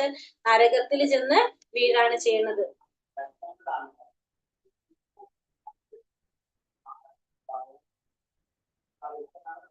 ആത്മസംഭാവിത സ്തബ്ധ ധനമാനാമതാനിത യജന്തേ നാമ യജ്ഞേസ്തേ ദംഭോനാവിധിപൂർവകം. നിഷേധികളും സ്വയം സംതൃപ്തരുമായി സമ്പത്ത്, ദുരഭിമാനം ഇവയാൽ വ്യാമോഹിതരായി അഹങ്കാരത്തോടെ അവർ ചിലപ്പോൾ വൈദിക വിധികൾ അനുസരിക്കാതെ തന്നെ പേരിന് യജ്ഞങ്ങൾ അനുഷ്ഠിക്കാറുണ്ട്. ഇനി ഇവരെന്താ ചെയ്യണത്? ഇവര് നിഷേധികളാണ്. സ്വയം സംതൃപ്തരുമായിട്ട് സമ്പത്ത്, ദുരഭിമാനം ഇവയാൽ വ്യാമോഹിതരായി അഹങ്കാരത്തോടെ അവർ ചിലപ്പോൾ എന്താണ് വൈദിക നിബന്ധനകളൊന്നും അനുസരിക്കാതെ തന്നെ പേരിന് ചില യജ്ഞങ്ങളൊക്കെ അവര് അനുഷ്ഠിക്കും. എന്തിനാണ് അവർ അനുഷ്ഠിക്കുന്നത്? അവരുടേതായ ലക്ഷ്യങ്ങൾ നേടിയെടുക്കാൻ വേണ്ടിയിട്ട് അവരും ദാനവും ചെയ്യും, പിന്നെന്താണ് യജ്ഞങ്ങൾ അനുഷ്ഠിക്കും. ഇതൊക്കെ അവർ ചെയ്യും. പക്ഷെ അതിന്റെ ഉദ്ദേശം എന്താണ്? അവരുടേതായ കുറെ ലക്ഷ്യങ്ങൾ ഉണ്ടാവും. അതിനു വേണ്ടിയിട്ടാണ് അവർ ഇതൊക്കെ ചെയ്യുന്നത്. തങ്ങളാണ് എല്ലാം എന്നോർത്തിട്ട് വേദഗ്രന്ഥങ്ങളിലെ നിബന്ധനകളിലോ പ്രമാണികരെയോ അനുസരിക്കാതെ ചിലപ്പോൾ അവരെന്ത് ചെയ്യും? പേരിന് വേണ്ടി മാത്രം അവര് യജ്ഞങ്ങളൊക്കെ അനുഷ്ഠിക്കും. അതായത് നമ്മളെ ഗ്രന്ഥങ്ങളിൽ പറഞ്ഞ പോലെ ആയിരിക്കണമെന്നില്ല, പക്ഷെ എന്നാലും അവർ പേരിന് വേണ്ടിയിട്ട് എന്ത് ചെയ്യും? യജ്ഞങ്ങളൊക്കെ അനുഷ്ഠിക്കും. അവര് നിഷേധികളായിരിക്കും. സ്വത്ത് കുന്നുകൂടുന്നതിന്റെ മിഥ്യാവാഹത്തിന്റെ ഫലമായി ഉണ്ടാകുന്ന വ്യാമോഹമാണ് അവരിതിന്. അപ്പൊ ഇത്രയും പ്രവർത്തിക്കാൻ അവർക്ക് എന്തുകൊണ്ടാണ് സാധിക്കുന്നത്? കുറെ സ്വത്ത് അവരിൽ വരും, പിന്നെ ഞാനാണെന്നുള്ളൊരു ഭാവം വരും, മിഥ്യാഹംഭാവം വരും. അപ്പോഴാണ് അവർക്ക് ഈ പറഞ്ഞ രീതിയിലൊക്കെ പ്രവർത്തിക്കാനായിട്ട് തോന്നുന്നത്. സന്ദർഭം വന്നു കഴിഞ്ഞാൽ അവരെന്ത് ചെയ്യും? ഒരു ആചാര്യന്റെ നില സ്വീകരിക്കാനും അവർക്കൊരു പ്രോബ്ലം ഉണ്ടാവില്ല. അവര് കാരണം കുറെ സമ്പത്തും സ്വത്തൊക്കെ ഉണ്ടായി എല്ലാവരും തന്നെ ബഹുമാനിക്കുമെന്ന് കാണുമ്പോൾ അവർ സ്വയം ആരായിട്ട് മാറും? ഒരു ആചാര്യനായിട്ട് മാറും. പിന്നെ അവരെ ഇഷ്ടത്തിന് ഓരോ കാര്യങ്ങള് ആചാര്യന്റെ നിലയിൽ എന്ത് വന്നാല് തന്നെ ഇഷ്ടത്തിന് ഓരോ കാര്യങ്ങൾ പറഞ്ഞുകൊണ്ടിരിക്കും. അങ്ങനെ ആളുകൾ വഴിതെറ്റി പോകാനായിട്ടും സാധ്യതയുണ്ടാവും. അപ്പൊ ഇങ്ങനെ മറ്റുള്ളവരെന്ത് ചെയ്യും? അയാളെ ചിലപ്പോ ദേവന്മാരാണെന്നോ അല്ലെങ്കിൽ അയാൾ എന്ത് പറയും? ഞാൻ ഈശ്വരനാണെന്നൊക്കെ പറയുമ്പോ സാമാന്യ ജനങ്ങൾ അയാൾ ഈശ്വരനാണെന്ന് കരുതിയിട്ട് വാഴ്ത്താനും ആരാധിക്കാനൊക്കെ തുടങ്ങും. അപ്പൊ ഇങ്ങനെയാണ് അപ്പൊ ഇത് ഭയങ്കര ഡേഞ്ചർ ആയിട്ടുള്ള ഒരു സ്വഭാവമാണ് ഇത് നമ്മൾ പറഞ്ഞ ഈ ആസുരികമായിട്ടുള്ള ഈ സ്വഭാവം എന്ന് പറയുന്നത്. കാരണം സ്വയം നശിക്കുകയും ചെയ്യും, മറ്റുള്ളവരെയും കൂടി നശിപ്പിക്കുകയാണ് ആര് ചെയ്യുന്നത്? ഈ ആസുരിക സ്വഭാവത്തിലുള്ളവര് ചെയ്യുന്നത്. അഹങ്കാരം ബലം ദർപ്പം കാമം ക്രോധം ച സംശ്രിതഃ മാമാത് പരദേഹേഷു പ്രതിഷന്തേപി സൂയകഃ. അസുരന്മാർ മിഥ്യാഹങ്കാരം, ബലം, ഗർവം, കാമം, ക്രോധം ഇവയാൽ സംഭ്രാന്തരാതി തങ്ങളുടെയും അന്യരുടെയും ശരീരങ്ങളിൽ കുടികൊള്ളുന്ന പരമദിവ്യോത്തമ പുരുഷനോട് ഈർഷ്യാലുക്കളായി തീർന്ന ശരിയായ ധർമ്മത്തെ പഴിക്കുന്നു. പിന്നെ ഇവരെന്താ ചെയ്യണത്? അസുരന്മാരെ മിഥ്യാഹങ്കാരം കൊണ്ട് അവര് ബലവും ഗർവവും കാമവും ക്രോധം ഇവർ കൊണ്ട് സംഭ്രാന്തരായിട്ട് തങ്ങളുടെ പിന്നെ അന്യരുടെയും ശരീരത്തിൽ കുടികൊള്ളുന്ന പരമ ദിവ്യോത്തമ പുരുഷനായിട്ടുള്ള ഭഗവാനെ, പരമാത്മാവിനെ അവരെന്താ വെച്ചാ അവര് പരമാത്മാവിനോട് ഈർഷ്യാലുക്കളായി തീർന്ന ശരിയായ ധർമ്മത്തെ ഇവര് പഴിക്കുന്നു ചെയ്യുന്നത്. അപ്പൊ ഇവരുടെ സ്വഭാവത്തിന് പുറത്തുനിന്ന് ഈശ്വരന്റെ അതീശത്വത്തെ സദാ എതിർക്കുന്ന അസുര സ്വഭാവികളെ കർമ്മശാസ്ത്രങ്ങളിൽ ഒരിക്കലും വിശ്വസിക്കുന്നില്ല. അവയെ കുറിച്ചോ ഭഗവാനെ കുറിച്ചോ ഭഗവാന്റെ സത്യയെ കുറിച്ചോ ഈർഷ്യാലുക്കളാണ് ആര്? ഈ ആസുരിക സ്വഭാവത്തിലുള്ളവര്. അവരുടെ ദുരഭിമാനം, ശക്തിയും സമ്പാദിച്ചു കൂട്ടിയ ധനവുമാണ് ഇതിനെല്ലാത്തിനും കാരണം. അവരിൽ എന്താണ്? ദുരഭിമാനികളായിരിക്കും. പിന്നെ കുറെ ധനം സമ്പാദിച്ചിട്ടുണ്ടാവും, ശക്തിയും അവർക്കുണ്ടാവും. അവരിങ്ങനെ കുറെ ഇതേപോലെ തന്നെ യജ്ഞങ്ങളും അതൊക്കെ നടത്തിയിട്ട് അവർ കുറെ ശക്തികളൊക്കെ നേടിയിട്ടുണ്ടാവും. അതുകൊണ്ട് അവരെന്താ ചെയ്യണത്? അങ്ങനെ ഇതൊക്കെ കാരണം കൊണ്ട് അവര് ഭഗവാനോടത്ത് ഈർഷ്യാലുക്കളായിരിക്കും. അവര് ജീവിതത്തിന് പിന്നെ ഈ ജീവിതം വരാൻ പോകുന്ന ജീവിതത്തിന്റെ ഒരു തയ്യാറെടുപ്പാണെന്നോ അത് ആർക്കറിയാൻ സാധിക്കുന്നില്ല? ഈ ആസുരിക സ്വഭാവത്തിലുള്ളവർക്ക് അവർ അറിയാനായിട്ട് സാധിക്കുന്നില്ല. അവര് ഈ പറഞ്ഞ പോലെ തന്നെ ഏത് വിധത്തിലും അവരിങ്ങനെ ചിന്തിച്ചും പ്രവർത്തിച്ചു കൊണ്ടിരിക്കും. അവരെന്തിനാണ്? അവരുടെ ലക്ഷ്യം എന്താണ്? അവര് അവരുടേതായ രീതിയിലാണ് ഓരോ കാര്യങ്ങള് മെനഞ്ഞെടുത്ത് അതിന് വേണ്ടിയിട്ട് പ്രവർത്തിക്കുകയാണ് ആര് ചെയ്യുന്നത്? ഈ ആസുരിക സ്വഭാവത്തിലുള്ളവര് ചെയ്യുന്നത്. അപ്പൊ അവര് ചെയ്യുന്നത് കൊണ്ട് തന്നെ അവർക്കും ബുദ്ധിമുട്ടായിരിക്കും, അവരെ കൂടെ നിൽക്കുന്നവർക്ക് അല്ലെങ്കിൽ അവരെ ആശ്രയിക്കുന്നവർക്ക് മറ്റുള്ളവരെയും കൂടിയിട്ട് അവരെന്ത് ചെയ്യാണ്? ബുദ്ധിമുട്ടിക്കാണ് ചെയ്യുന്നതാവുക. താനഹം ദിശതാ ക്രൂരാൻ സംസാരേഷു നരാധമാൻ ക്ഷിപാമ്യജസ്രമാ അതിലുണ്ടല്ലേ യോനിഷു. ഈർഷ്യാലുക്കളും ദുർബുദ്ധികളുമായ ഈ മനുഷ്യാധമന്മാരെ ഭൗതിക ജീവിത സാഗരത്തിലെ ആസുര യോനികളിൽ തന്നെ ഞാൻ വീണ്ടും വീണ്ടും ജനിപ്പിക്കുന്നു. ഭഗവാൻ ഇത്രയും പറഞ്ഞിട്ട് എന്താ പറയുന്നത്? ഇത്തരത്തിലുള്ള ആളുകളെ, അതായത് ഈ ദുർബുദ്ധികളായിട്ടുള്ളത് മനുഷ്യ അധമന്മാരായിട്ടുള്ള ഈ ആസുരന്മാരെ ഇവരെന്താ ഭഗവാൻ എന്താ ചെയ്യുന്നത്? ഈ ഭൗതിക ജീവിത സാഗരത്തിലെ ആസുര യോനികളിൽ തന്നെ ഞാൻ വീണ്ടും വീണ്ടും ജനിപ്പിക്കുന്നു. അപ്പൊ ഇവർക്കൊരിക്കലും ഭഗവാനെ കാണാനുള്ള ഒരു അവസരം കിട്ടുന്നില്ല. ഈർഷ്യാലുക്കളും ദുർബുദ്ധികളുമായിട്ടുള്ള ഈ മനുഷ്യ അധമന്മാരാണ് ഇവരെ ഭഗവാൻ വീണ്ടും വീണ്ടും എവിടെ തന്നെ ജനിപ്പിക്കുകയാണ്? ഈ ആസുര യോനികളിൽ തന്നെ ജനിപ്പിക്കുകയാണ് ചെയ്യുന്നത്. ഭഗവാന്റെ ഇച്ഛയ്ക്ക് അനുസരിച്ചാണ്. ഇപ്പൊ നമുക്ക് ഇതിൽ നിന്ന് മനസ്സിലാക്കാം, ഓരോ ജീവനും ഭഗവാന്റെ ഇച്ഛയ്ക്ക് അനുസരിച്ചാണ് അവർക്ക് ഒരു ശരീരം സ്വീകരിക്കേണ്ടതായിട്ട് വരുന്നത്. അപ്പൊ ആസുര സ്വഭാവികൾക്ക് ഭഗവാനെ അംഗീകരിച്ചില്ലെങ്കിൽ, അംഗീകരിച്ചാൽ മാത്രമേ അവർക്ക് എന്തിലേക്ക് മോചനം ഉണ്ടാവുള്ളൂ? അവർക്ക് മുകളിലേക്ക് മോചനം ഉണ്ടാവുള്ളൂ. അല്ലെങ്കിൽ തന്നിഷ്ടം പോലെ പ്രവർത്തിക്കുന്ന ഈ അസുര സ്വഭാവികളുടെ ജന്മം തീരുമാനിക്കുന്നത് ആ അസുരന്മാരിൽ ആരാണ് തീരുമാനിക്കുന്നത്? ഭഗവാൻ തന്നെയാണ് ഈ ആസുര സ്വഭാവത്തിലുള്ളവരുടെ ജന്മം അടുത്തത് ഏതാണെന്ന് തീരുമാനിക്കുന്നത്. അപ്പൊ മരണശേഷം അവരെന്താണ്? ഒരു ആസുരിക ഗർഭത്തിലേക്ക് തന്നെയാണ് അവരെ ഭഗവാൻ പറഞ്ഞ. ആസുരിക സ്വഭാവികൾ ഒരിക്കലും ഭഗവാനെ കാണാൻ അവർക്ക് സാധിക്കുന്നില്ല. കാരണം അവരെ വീണ്ടും വീണ്ടും ആസുര യോനിയിൽ തന്നെ ഭഗവാൻ ജനിപ്പിക്കുകയാണ് ചെയ്യുന്നത്. ഈ ആസുര സ്വഭാവികളെ വീണ്ടും വീണ്ടും അവരെന്താണ്? ഈ രാക്ഷസീയ ഗർഭത്തിൽപ്പെട്ട് ഈർഷ്യാലുക്കളായ നരാധവന്മാരായി പിറക്കുന്നുവെന്ന് ഭഗവാൻ പറയണം. അപ്പൊ ഇവര് നരാധവന്മാരായിട്ട് ആസുരികമായിട്ടുള്ള യോനിയിൽ അവര് ജന്മം എടുത്തേണ്ടി ഇരിക്കും അവര്. അപ്പൊ ഈ പറഞ്ഞ ദുർബുദ്ധികളായിട്ടുള്ള മനുഷ്യാധമന്മാരായിട്ടുള്ള ഈർഷ്യാലുക്കളായ ഇവരെ ഭഗവാൻ എന്ത് ചെയ്യാണ്? ഭൗതിക സാഗരത്തിലെ, ഭൗതിക ജീവിത സാഗരത്തിലെ ആസുര യോനികളിൽ തന്നെ വീണ്ടും വീണ്ടും ജനിപ്പിക്കുകയാണ് ചെയ്യുന്നത് ഈ ആസുരിക സ്വഭാവത്തിലുള്ളവരെ. ആസുരീം യോനി മാപന്ന മൂഢ ജന്മനി ജന്മനി മാമാ പാപൈവ കൗന്ദേയ തതോ യാന്ത്യധമാം ഗതി. ഹേ കുന്തിപുത്ര, ആസുര ജീവഗണങ്ങളിൽ അനേകം തവണ ജന്മമെടുത്ത ശേഷവും ഇത്തരക്കാർ ഒരിക്കലും എന്റെ അടുത്തെത്തുകയില്ല. ക്രമേണ അധികം നീചങ്ങളായ തലങ്ങളിലേക്ക് താഴ്ത്തപ്പെടുന്നു. ഭഗവാൻ എന്താ പറയണത്? ഭഗവാൻ അർജുനോട് പറയണ, ഹേ കുന്തിപുത്ര, ഈ ആസുര സ്വഭാവത്തിലുള്ളവര് അവര് പല പ്രാവശ്യം എവിടേക്ക് തന്നെ ജന്മെടുക്കും? ഈ ആസുര യോനിയിൽ തന്നെ പോയിട്ട് ജന്മെടുക്കേണ്ടി വരും. എങ്കിൽ പോലും ഇത്തരക്കാർ ഒരിക്കലും എന്റെ അടുത്തെത്തില്ല. ക്രമേണ വീണ്ടും താഴ്ന്നു പോകാണ് ചെയ്യുന്നത് ആര്? ഈ ആസുര സ്വഭാവികൾ. ഭഗവാൻ ആരാണ്? ഭക്തവത്സലനാണ്, കാരുണ്യവാനാണ് നമ്മൾ പറഞ്ഞു. എങ്കിൽ പോലും ഭഗവാൻ എന്താണ്? ആസുര സ്വഭാവത്തിലുള്ളവരോട് ഒരിക്കലും കനിയില്ല എന്ന് ഈ ശ്ലോകത്തിൽ കൂടെ നമുക്ക് മനസ്സിലാക്കി തരാണ്. അവര് ഓരോ ജന്മങ്ങൾ എടുക്കും തോറും രാക്ഷസീയമായ ഗർഭത്തിൽ പിറന്ന് ഭഗവാന്റെ കരുണ കിട്ടാതെ അവര് വീണ്ടും അധപതിച്ചു പോകാണ് ചെയ്യുന്നത്. അങ്ങനെ അവർക്ക് എന്താണ് പൂച്ചയുടെ, നായയുടെ, ഇങ്ങനെയുള്ള പന്നിയുടെ ഒക്കെ ശരീരം അവർക്ക് സ്വീകരിക്കേണ്ടതായിട്ട് വരും കാലങ്ങളിലും അവരെന്താണ്? ഭഗവാന്റെ കരുണ കിട്ടുന്നില്ല എന്നുള്ളത് നമുക്കിവിടെ മനസ്സിലാക്കി തരണം. വീണ്ടും അവര് ജന്മം എടുക്കേണ്ടി വരുമ്പോഴും അവരെന്താണ്? നീചങ്ങളായിട്ടുള്ള തലങ്ങളിലേക്ക് ഇങ്ങനെ പോയിക്കൊണ്ടിരിക്കുകയാണ് ചെയ്യുന്നത്. അവര് ഒരിക്കലും ഭഗവാന്റെ ഇത് കിട്ടാനായിട്ട്, ഭഗവാന്റെ കാരുണ്യത്തിന് അവരൊരിക്കലും പ്രാപ്തി നേടുന്നില്ല അവർക്ക്. കാരണം അവർ വീണ്ടും വീണ്ടും താഴ്ന്ന ഇതിലേക്ക് നീചങ്ങളായ തലങ്ങളിലേക്ക് താഴ്ത്തപ്പെട്ടുകൊണ്ടിരിക്കുകയാണ് ചെയ്യുന്നത്. ത്രിവിധം നരകസ്യേത്യം ദ്വാരം നാശാനം ആത്മനഃ കാമക്രോധസ്തഥാ ലോഭ തസ്മാദേതത്രയം ത്യജേത്. നരകത്തിന് കവാടങ്ങൾ 3 ഉണ്ട്. കാമം, ക്രോധം, ലോഭം. ബുദ്ധിയുള്ള എല്ലാവരും ഇവയെ ഉപേക്ഷിക്കണം. കാരണം അവ ആത്മാവിന്റെ അധപതനത്തിന് വഴിയളിക്കും. അപ്പൊ നരകത്തിന് 3 കവാടങ്ങളാണുള്ളത്. എന്താണ്? കാമം, നമ്മളെ ആഗ്രഹം. ക്രോധം, ആഗ്രഹം നടത്താണ്ടവരുണ്ട് അവിടെ ക്രോധം, ദേഷ്യം. ലോഭം, ധനം സമ്പാദിക്കാനുള്ള ഒരു ആസക്തിയാണ് നമുക്ക് എന്ത് പറയാ? ലോഭം എന്ന് വെച്ചിട്ടുണ്ടെങ്കിൽ നമുക്ക് കൂടുതൽ ധനം ഉണ്ടാക്കാനുള്ള ഒരു ആഗ്രഹം, അത് ആസക്തി എന്നൊക്കെ പറയാം. അതാണ് ലോഭം. ബുദ്ധിയുള്ള എല്ലാവരും എന്ത് ചെയ്യണം? ഈ 3 കാര്യത്തിന് നമ്മൾ ഉപേക്ഷിക്കണം. കാമം, ക്രോധം, ലോഭത്തിന് നമ്മൾ ഉപേക്ഷിക്കണം. കാരണം ഇത് ആത്മാവിന്റെ നാശത്തിന്, അധപതനത്തിന് വഴിതെളിക്കുന്നതാണ് ഈ 3 കാര്യങ്ങളും. കാമം, ക്രോധം, ലോഭം. ഇത് 3 എന്ത് ചെയ്യാണ്? നമ്മുടെ ആത്മാവിന്റെ നാശത്തിന് വഴിതെളിക്കുന്നതാണ്. അതുകൊണ്ട് തന്നെ ഈ 3 നമ്മൾ ഉപേക്ഷിക്കേണ്ടതാണ്.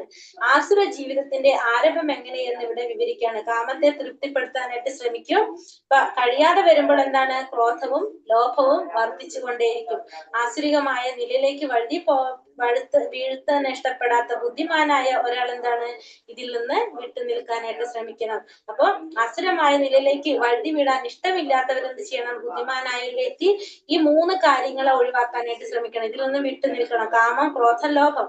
ഈ 3 കാര്യങ്ങളിൽ നിന്ന് വിട്ടു നിന്ന് കഴിഞ്ഞാൽ നമുക്ക് ഈ ഭൗതികത്തിൽ നിന്ന് മോചനം നേടാനായിട്ട് സാധിക്കും. അതല്ലെങ്കിൽ നമ്മൾ എന്താണ് വീണ്ടും നമ്മൾ താഴത്തേക്ക് കയങ്ങളിലേക്ക് നമ്മളിങ്ങനെ വീണുകൊണ്ടേയിരിക്കുകയാണ് ചെയ്യുന്നത്.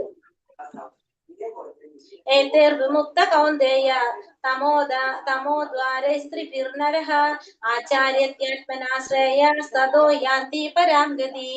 കുന്തിപുത്ര, ഈ 3 നരകദ്വാരങ്ങളിൽ നിന്ന് രക്ഷ പ്രാപിച്ചവൻ ആത്മസാക്ഷാത്കാരത്തിന് ഉതകുന്ന കർമ്മങ്ങൾ ചെയ്ത് ക്രമേണ പരമപദത്തിലെത്തും.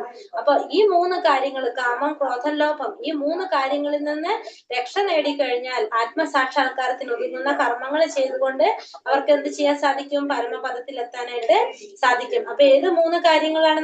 ഈ 3 നമ്മുടെ ശത്രുക്കളാണ്. കാമം, ക്രോധം, ലോഭം. ഇത് നമ്മുടെ ശത്രുക്കളാണ്. ഈ ശത്രുക്കളോട് നമ്മൾ എങ്ങനെ ഇരിക്കണം? കരുതലോടെ ഇരിക്കണം. അങ്ങനെ ഈ ശത്രുക്കളോട് കരുതലോടെ ഇരുന്ന് ഇതിനിൽ നിന്ന് രക്ഷ പ്രാപിച്ചു കഴിഞ്ഞാൽ നമുക്ക് എന്ത് ചെയ്യാൻ സാധിക്കും? ആത്മസാക്ഷാത്കാരത്തിന് ഉതകുന്ന കർമ്മങ്ങൾ ചെയ്ത് ക്രമേണ പരമപദത്തിൽ ഉയരാനായിട്ട് സാധിക്കും. മനുഷ്യൻ കാമം, ക്രോധം, ലോഭം എന്നീ 3 ശത്രുക്കളെ പറ്റി കരുതലോടെ ഇരിക്കണം. ഒരാൾ കാമക്രോധ ലോഭങ്ങളിൽ നിന്ന് എത്ര ഒഴിഞ്ഞു നിൽക്കുന്നുവോ അത്രത്തോളം അയാളുടെ ജീവിതം പരിശുദ്ധമായി തീരും. അപ്പൊ കാമക്രോധ ലോഭങ്ങളിൽ നിന്ന് നമ്മൾ എത്രത്തോളം ഒഴിഞ്ഞു നിൽക്കുന്നുണ്ടോ അത്രത്തോളം നമ്മുടെ ജീവിതം എന്താണ്? പരിശുദ്ധമായി കൊണ്ടിരിക്കും. അപ്പൊ നമ്മൾ 3 കാര്യങ്ങളിൽ നിന്ന് വിട്ടു നിൽക്കണം. കാമം, ക്രോധം, ലോഭം. അത് ശത്രുവാണ്. നമ്മുടെ ഈ 3 കാര്യങ്ങളിൽ നിന്ന് നമ്മൾ വിട്ടു നിൽക്കണം. എത്രത്തോളം നമ്മൾ അതിൽ നിന്ന് വിട്ടു നിൽക്കുന്നോ അത്രത്തോളം നമ്മുടെ ജീവിതം പരിശുദ്ധമായി കൊണ്ടിരിക്കും. പിന്നെ വൈദിക സാഹിത്യങ്ങളിൽ പറയുന്ന നിയമനിബന്ധനകളെ അയാൾക്ക് അനുസരിക്കാൻ കഴിയും. അപ്പൊ പിന്നെ നമുക്ക് എന്ത് ചെയ്യാൻ സാധിക്കും? ഈ വൈദിക ഗ്രന്ഥങ്ങളിൽ പറഞ്ഞിരിക്കുന്ന പോലെയുള്ള നിയമനിബന്ധനകളൊക്കെ അനുസരിക്കാനായിട്ട് നമുക്ക് സാധിക്കും. എങ്ങനെയാണെങ്കിൽ കാമം, ക്രോധം, ലോഭം ഈ 3 കാര്യങ്ങളും വിട്ടുകഴിഞ്ഞാല് മനുഷ്യ ജീവിത നിയന്ത്രണത്തിനുള്ള ഈ പ്രമാണങ്ങളെ സ്വീകരിച്ചുകൊണ്ട് ക്രമേണ ആധ്യാത്മിക ഉന്നതിയിലേക്ക് ഉയരാനായിട്ട് സാധിക്കും. അപ്പൊ മനുഷ്യ ജീവിതത്തിന്റെ നിയന്ത്രണത്തിനുള്ള ഈ പ്രമാണങ്ങളെ സ്വീകരിച്ചുകൊണ്ട് ക്രമേണ നമുക്ക് എന്ത് ചെയ്യാൻ സാധിക്കും? ആധ്യാത്മിക ഉന്നതിയിലേക്ക് ഉയരാനായിട്ടും നമുക്ക് സാധിക്കും. ഇങ്ങനെ കൃഷ്ണാവബോധം വരെ എത്താൻ ഭാഗ്യമുണ്ടായവന് വിജയം സുനിശ്ചിതം തന്നെ. അങ്ങനെ കൃഷ്ണാവബോധം വരെ എത്താനായിട്ട് ഭാഗ്യം ഉണ്ടായി കഴിഞ്ഞാൽ അവർക്ക് വിജയം സുനിശ്ചിതമായിരിക്കും ഭഗവാനോട് പറയാണ്. യശാസ്ത്രാവിധിമുത്സൃജ്യ വർത്തതേ കാമകാരതഃ ന സാ സിദ്ധിമവാപ്നോതി ന സുഖം ന പരാം ഗതി. ശാസ്ത്രവിഹിതങ്ങളായ വചനങ്ങളെ കണക്കിലെടുക്കാതെ തന്നിഷ്ടം പോലെ പ്രവർത്തിക്കുന്നവർക്ക് പരിപൂർണതയോ പരമലക്ഷ്യപ്രാപ്തിയോ സുഖം പോലുമോ നേടാനാവില്ല. അപ്പോ ശാസ്ത്രവിഹിതങ്ങളായിട്ടുള്ള വചനങ്ങളെ കണക്കിലെടുക്കാതെ, ഇപ്പൊ ശാസ്ത്രങ്ങളിൽ പറയുന്ന രീതിയിലുള്ള കാര്യങ്ങൾ പ്രവർത്തിക്കാതെ തന്നിഷ്ടം പോലെ പ്രവർത്തിക്കുകയാണെങ്കിൽ അവർക്ക് എന്തുണ്ടാവില്ല? പരമലക്ഷ്യപ്രാപ്തി നേടാൻ സാധിക്കില്ല, സുഖം കിട്ടില്ല. പിന്നെന്താണ്? പരിപൂർണതയോ ലക്ഷ്യപ്രാപ്തിയോ സുഖം പോലും അവർക്ക് നേടാൻ സാധിക്കില്ല. അപ്പൊ വിവിധങ്ങളായിട്ടുള്ള വചനങ്ങളെ കണക്കിലെടുക്കാതെ അന്നിഷ്ടം പോലെ പ്രവർത്തിക്കുന്നവർക്ക് പരിപൂർണത ലഭിക്കില്ല, പരമലക്ഷ്യപ്രാപ്തി ഉണ്ടാവില്ല, സുഖം പോലും നേടാനായിട്ട് സാധിക്കില്ല. അപ്പൊ എല്ലാ നിയമങ്ങളും ക്രമീകരണങ്ങളും എല്ലാവരും അനുസരിക്കാനായിട്ട് നമ്മുടെ ശാസ്ത്രത്തിൽ പറഞ്ഞിരിക്കുന്ന അനുസരിക്കാൻ നമ്മൾ ബാധ്യസ്ഥരാണ്. അത് അനുസരിക്കുന്നിടത്തോളം നമുക്ക് പരിപൂർണത ഉണ്ടാവില്ല, പരമലക്ഷ്യപ്രാപ്തി ഉണ്ടാവില്ല, സുഖം പോലും നമുക്ക് നേടാനായിട്ട് സാധിക്കില്ല. നമ്മൾ എന്ത് ചെയ്യും? നമ്മൾ താഴ്ന്നു പോകും. അപ്പൊ ജീവിതത്തിന്റെ പവിത്രീകരണം അത് നമ്മൾ എന്താണ്? മനുഷ്യ ജീവിതത്തിന്റെ മെയിൻ ആയിട്ടുള്ള ഉദ്ദേശം എന്താണ്? മനുഷ്യ ജീവിതത്തിന്റെ പരിശുദ്ധി നേടുക എന്നുള്ളതാണ് അല്ലെ, ഭഗവാനെ പ്രാപിക്കാൻ സാധിക്കുക. അതാണ് നമ്മുടെ എല്ലാവരുടെയും ലക്ഷ്യം. പക്ഷെ ഇല്ലെങ്കിൽ നമ്മൾ തന്നിഷ്ടം പോലെയാണ് പ്രവർത്തിക്കുന്നതെങ്കിലോ, ഈ ശാസ്ത്രത്തിൽ പറഞ്ഞ പ്രകാരം ഒന്നും അനുസരിക്കാതെ പ്രവർത്തിക്കുകയാണെങ്കിൽ പരിപൂർണത നേടാൻ സാധിക്കില്ല, പരമ ലക്ഷ്യപ്രാപ്തി നേടാൻ സാധിക്കില്ല, സുഖം പോലും നമുക്ക് നേടാനായിട്ട് സാധിക്കില്ല. ഇവിടെ നമ്മൾ കാണുന്നത് എന്താണിത്? ഓരോ യുഗത്തിലും എങ്ങനെയാണ് നമ്മൾ ഓരോരുത്തരും യുദ്ധം ചെയ്യുന്നതിനെ കുറിച്ച് പറയാം. അപ്പൊ സത്യയുഗത്തിൽ ഏറ്റവും മുകളിൽ സത്യയുഗത്തിൽ എങ്ങനെയായിരുന്നു യുദ്ധം ഉണ്ടായിരുന്നത്? 2 ലോകങ്ങൾ തമ്മിലായിരുന്നു, അസുരന്മാരും ദേവന്മാരും. ഭൂമിക്ക് മുകളില് ദേവഗണങ്ങള്, ഭൂമിയുടെ താഴെ ആസുരികമായിട്ടുള്ളവര്. ഈ 2 കൂട്ടര് അല്ലെ, ആസുരികമായിട്ടുള്ളവരും ദൈവികമായിട്ടുള്ള ഗുണങ്ങളോട് കൂടിയവരും. ഈ 2 കൂട്ടരും തമ്മിലാണ് ഉണ്ടായിരുന്നത് തർക്കം ഉണ്ടായിരുന്നത്, അല്ലെങ്കിൽ യുദ്ധം ഉണ്ടായിരുന്നത്. ഇവിടെ സത്യയുഗത്തില് യുദ്ധം ഉണ്ടായിരുന്നത് 2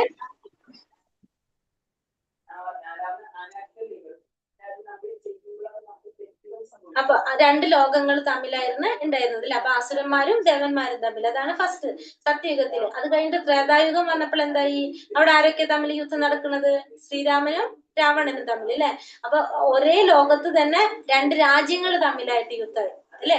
ശ്രീരാമനും രാവണനും വന്നപ്പോ എന്തായി? അപ്പൊ ഒരു ലോകം തന്നെയാണ്, ആ ലോകത്തില് രണ്ട് രാജ്യങ്ങൾ തമ്മിലായിട്ടായി യുദ്ധം, ശ്രീരാമനും രാവണനും തമ്മില്. അത് കഴിഞ്ഞിട്ട് ദ്വാപരയുഗം വന്നപ്പോഴോ, ദ്വാപരയുഗം വന്നപ്പോൾ എന്താണ്? ഒരേ കുടുംബത്തിലെ ഒരേ ഫാമിലിയിലെ രണ്ട് കുടുംബങ്ങൾ, അതായത് ഒരു കുടുംബാണല്ലോ നമ്മൾ പറയുമ്പോൾ അല്ലെ. ഒരു കുടുംബത്തിലെ തന്നെ രണ്ട് ഫാമിലികൾ, കാരണം ചേട്ടന്റെ അനിയന്റെ മക്കളാണ്. അപ്പൊ ഒരു കുടുംബത്തിലെ രണ്ട് വ്യക്തികൾ തമ്മിലാണ് എന്ത് നടക്കുന്നത്? അവിടെ യുദ്ധം നടക്കുന്നത്. അതായത് പാണ്ഡവരും കൗരവരും ഒരേ കുടുംബത്തിലുള്ള രണ്ട് വ്യക്തികളാണ് അവര്. അപ്പൊ ഇവര് തമ്മിലാണ് ഏത് യുഗം വന്നപ്പോ? ദ്വാപര യുഗം വന്നപ്പോ യുദ്ധം നടക്കുന്നത്. കലിയുഗം വന്നപ്പോഴെന്തായി? കലിയുഗം വന്നപ്പോഴെങ്ങനെയായിരിക്കും വരുന്നത്?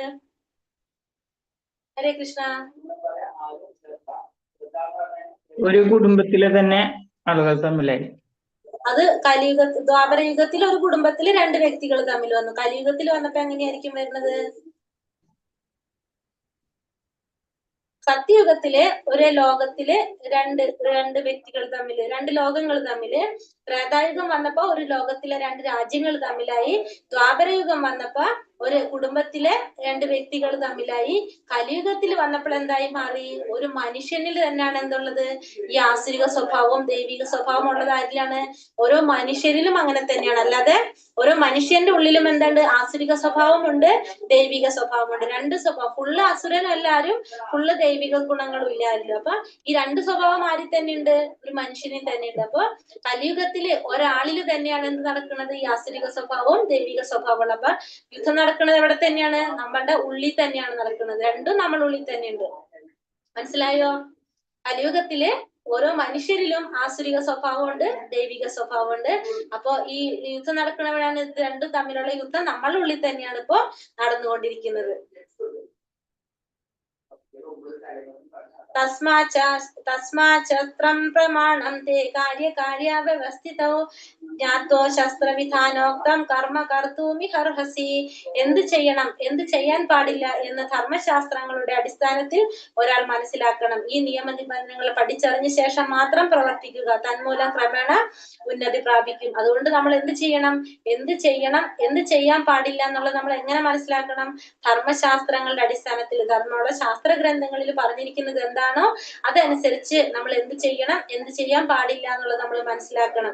ആ നിയമനിബന്ധനകൾ പഠിച്ചറിഞ്ഞ ശേഷം നമ്മൾ പ്രവർത്തിച്ചു കഴിഞ്ഞാൽ നമുക്ക് ക്രമേണ ഉന്നതിയിലേക്ക് ഉയരാനായിട്ട് സാധിക്കും. അപ്പൊ ശാസ്ത്രവിധി പ്രകാരം നമ്മൾ കർമ്മങ്ങൾ ചെയ്യാനും ചെയ്യാതിരിക്കാനും പഠിക്കണം. അങ്ങനെയാണെങ്കിൽ മാത്രമേ നമുക്ക് ഉന്നതിയിലേക്ക് ഉയരാനായിട്ട് സാധിക്കുള്ളൂ. ഭഗവത്ഗീതയിലൂടെ കൃഷ്ണനെ അറിയുകയും കൃഷ്ണാവബോധം ഉൾക്കൊള്ളുകയും ചെയ്ത് ഭക്തിയുടെ സേവനത്തിൽ മുഴുകുന്നവൻ വേദസംഹിതകൾക്ക് നൽകാവുന്നത്ര അത്യുത്കൃഷ്ട ജ്ഞാനം അത്രയും നേടിക്കഴിഞ്ഞു. അപ്പോ ഭഗവത്ഗീതയിലൂടെ കൃഷ്ണനെ കുറിച്ച് അറിയുക, കൃഷ്ണാവബോധം ഉൾക്കൊള്ളുക, ഭക്തിയുടെ സേവനത്തിൽ മുഴുകാവുന്നവർക്ക് എന്താണ്? ഈ വേദസംഹിതകളിൽ നൽകാവുന്ന അത്രയും അത്യുത്കൃഷ്ടമായ ജ്ഞാനം അത്രയും നൽകാനായിട്ട് അവർക്ക് നേടിക്കഴിഞ്ഞു എന്ന് പറയാം. ശ്രീ ചൈതന്യ മഹാപ്രഭു ഈ പ്രക്രിയ അത്യന്തം ലളിതമാക്കിയിട്ടുണ്ട്. എങ്ങനെയാണ്? ഹരേ കൃഷ്ണ കൃഷ്ണ കൃഷ്ണ ഹരേ ഹരേ, ഹരേ രാമ രാമ രാമ ഹരേ ഹരേ എന്ന മഹാമന്ത്രം ജപിക്കുവാനും ഭഗവത് സേവനത്തിൽ ഭക്തിപൂർവ്വം ഏർപ്പെടാനും ഭഗവത് പ്രസാദം ഭക്ഷിക്കുവാനുമാണ് അദ്ദേഹം ജനങ്ങളോട് ഉപദേശിച്ചിട്ടുള്ളത്. ഈ ഭക്തി സാധനങ്ങളിൽ നേരിട്ട് ഏർപ്പെട്ടിരിക്കുന്ന ഒരാൾ വൈദിക സാഹിത്യങ്ങൾ വേണ്ടുവണ്ണം പഠിച്ചിട്ടുണ്ടെന്ന് പറയാം. അപ്പൊ ചൈതന്യ മഹാപ്രഭു ഇത് ലളിതമാക്കിയിട്ട് നമുക്ക് പറഞ്ഞു തന്നിരിക്കുന്നത് എങ്ങനെയാണത്? ജനം ഉപദേശിച്ചിട്ടുള്ളതാണ് ഭഗവാന്റെ നാമം ജപിക്കുക, ഭഗവാന്റെ സേവനത്തിൽ ഭക്തിപൂർവ്വം ഏർപ്പെടുക, ഭഗവത് പ്രസാദം ഭക്ഷിക്കുക. ഈ മൂന്ന് കാര്യങ്ങളാണ് നമ്മളോട് പറയുന്നത്. ഭഗവാന്റെ നാമം ജപിക്കണം, ഒന്ന് ഭഗവാന്റെ സേവനം ചെയ്യുക, പ്രസാദം കഴിക്കുക. ഭഗവാന്റെ നാമം ജപിക്കണം, പ്രസാദം കഴിക്കണം, ഭക്തിയുടെ സേവനത്തിൽ ഏർപ്പെടുക. ഈ മൂന്ന് കാര്യങ്ങളാണ് ചൈതന്യ മഹാപ്രഭു ചെയ്യാനായിട്ട് പറഞ്ഞിരിക്കുന്നത്. അപ്പൊ ഇത്രയും കാര്യങ്ങൾ, കാരണം ഇതൊക്കെ നമ്മളോട് ചെയ്യാൻ എന്തുകൊണ്ടാണ് പറയുന്നത്?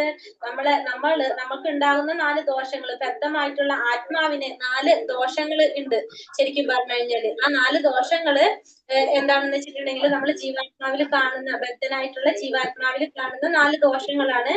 ഒന്ന്, നമുക്ക് അപക്വമായിട്ടുള്ള ഇന്ദ്രിയങ്ങളാണ്. നമ്മൾ ഇന്ദ്രിയങ്ങൾ എപ്പോഴും എന്തല്ല, പൂർണ്ണമല്ല. നമ്മൾ എന്താണ്, നമുക്ക് ഇവിടെ നിന്ന് കഴിഞ്ഞാൽ പുറത്ത് എന്താ സംഭവം എന്നുള്ളത് നമുക്ക് കാണാനായിട്ട് സാധിക്കില്ല. അപ്പൊ അതുകൊണ്ട് നമ്മുടെ ഇന്ദ്രിയങ്ങള് ഒരിക്കലും പൂർണ്ണമല്ല. പിന്നെ നമ്മുടെ വഞ്ചനാ പ്രവണത, മറ്റുള്ളവരെ വഞ്ചിക്കാനുള്ള ഒരു പ്രവണത ആർക്ക് കൂടുതലാണ്?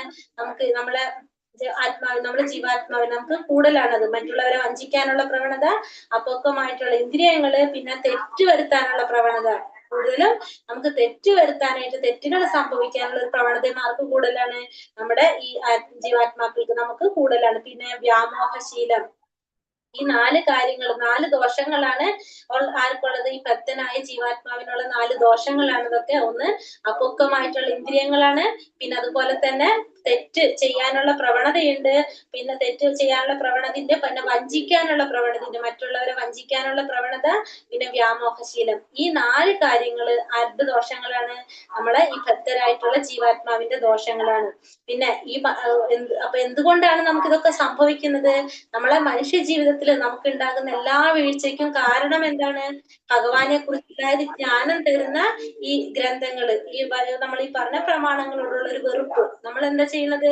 നമുക്ക് ഭഗവാനെ കുറിച്ച് ജ്ഞാനം തരുന്ന ഈ ഗ്രന്ഥങ്ങളുണ്ട്, ആ ഗ്രന്ഥങ്ങളോടുള്ള വെറുപ്പ്, ആ പ്രമാണങ്ങളോടുള്ള വെറുപ്പാണ് നമ്മളെ മനുഷ്യ സമൂഹത്തിൽ ഉണ്ടാകുന്ന നമ്മുടെ എല്ലാ തരം വീഴ്ചയ്ക്കും കാരണം.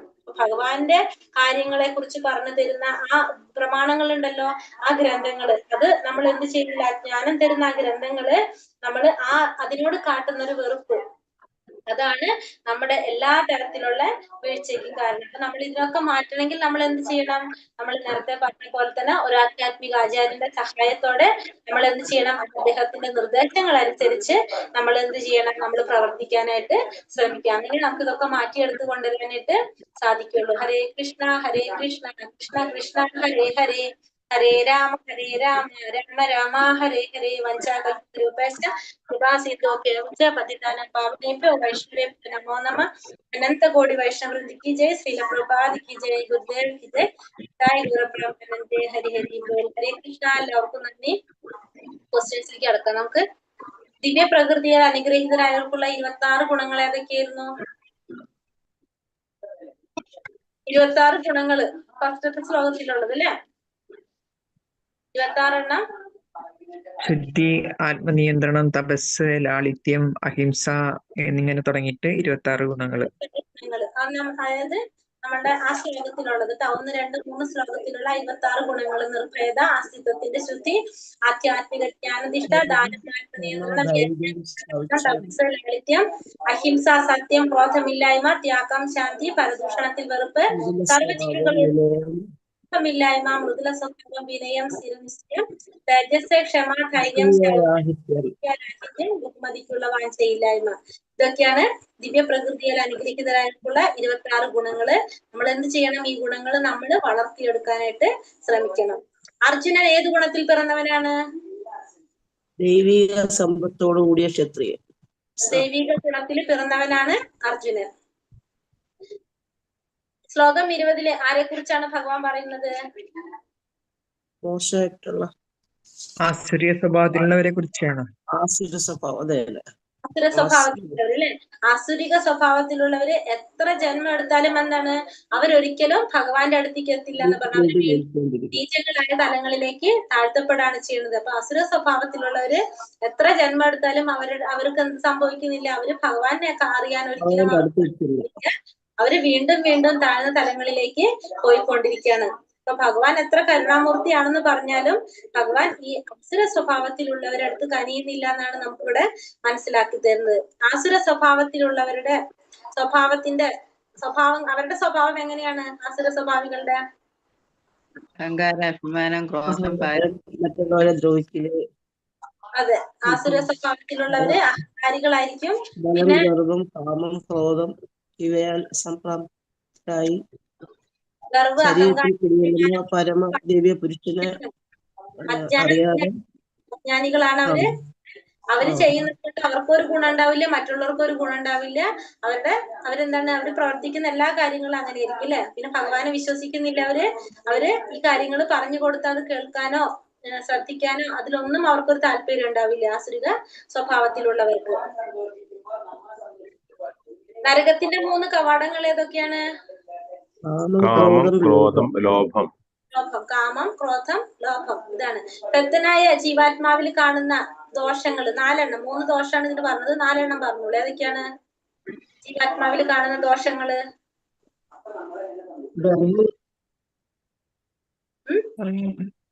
ഏതൊക്കെയാണ്? കേട്ടില്ലേ ലാസ്റ്റ് പറഞ്ഞത്? ഒന്ന് തെറ്റ് ചെയ്യാനുള്ള പ്രവണത, വഞ്ചിക്കാനുള്ള പ്രവണത, പിന്നെ അപക്വമായിട്ടുള്ള ഇന്ദ്രിയങ്ങള്, കേട്ടോ? പിന്നെ പിന്നെന്താണ് ഒരെണ്ണം? തെറ്റുവരുത്ത വ്യാമോഹശീലം. 4 ഈ ബദ്ധനായിട്ടുള്ള ജീവാത്മാവിന്റെ ദോഷങ്ങളാണ്. ഏതൊക്കെയാണ്? ഒന്ന് തെറ്റ് ചെയ്യാനുള്ള പ്രവണതയുണ്ട്, വഞ്ചിക്കാനുള്ള പ്രവണതയുണ്ട്, വ്യാമോഹശീലുണ്ട്, പിന്നെ അപക്വമായിട്ടുള്ള ഇന്ദ്രിയങ്ങൾ. ഈ 4 ദോഷങ്ങളാണ് ആർക്കുള്ളത്? ഈ ഭക്തരായിട്ടുള്ള ജീവാത്മാക്കൾ. ഇപ്പൊ നമ്മളെ പോലുള്ളവരുടെ ദോഷങ്ങളാണ് ഈ പറയുന്നത്.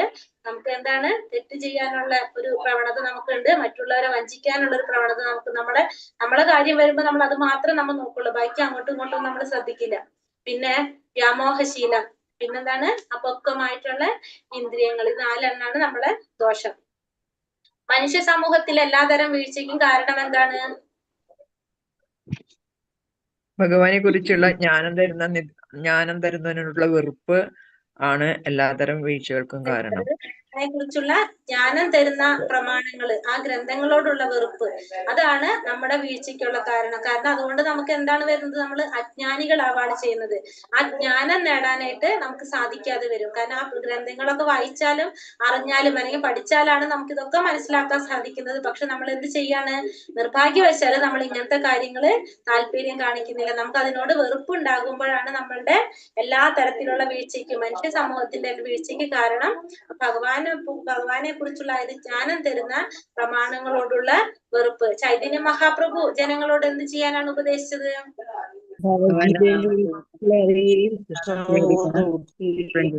നാമം ജപിക്കുക, പ്രസാദം കഴിക്കുക, പിന്നെ ഒരു കാര്യം കൂടി പറഞ്ഞല്ലോ, എന്താണ്? ഭക്തിപൂർവ്വം സേവനം ചെയ്യണം. ഭക്തിയുടെ സേവനം ചെയ്യുക, അല്ലെ? ഭക്തിയുടെ സേവനം ചെയ്യണം, ഭഗവാന്റെ നാമം ജപിക്കണം, ഭഗവത് പ്രസാദം കഴിക്കണം. ഈ 3 കാര്യങ്ങളാണ് ചൈതന്യ മഹാപ്രഭു നമ്മളടുത്ത് ചെയ്യാനായിട്ട് പറഞ്ഞത്. ചൈതന്യ മഹാപ്രഭു ആരാണ്? ഭഗവാൻ സ്വയം വന്നതാണ്. അപ്പൊ ഭഗവാൻ നമ്മളോട് പറഞ്ഞിരിക്കുന്ന കാര്യം ഭഗവാന്റെ നാമം ജപിക്കണം, ഭഗവാന്റെ പ്രസാദം കഴിക്കണം, പിന്നെ സേവനം ചെയ്യണം. കലിയുഗത്തിൽ ആരെല്ലാം തമ്മിലാണ് മത്സരം നടക്കുന്നത്? മനുഷ്യരിലെ കലിയുഗത്തിൽ ആരാണ് മത്സരം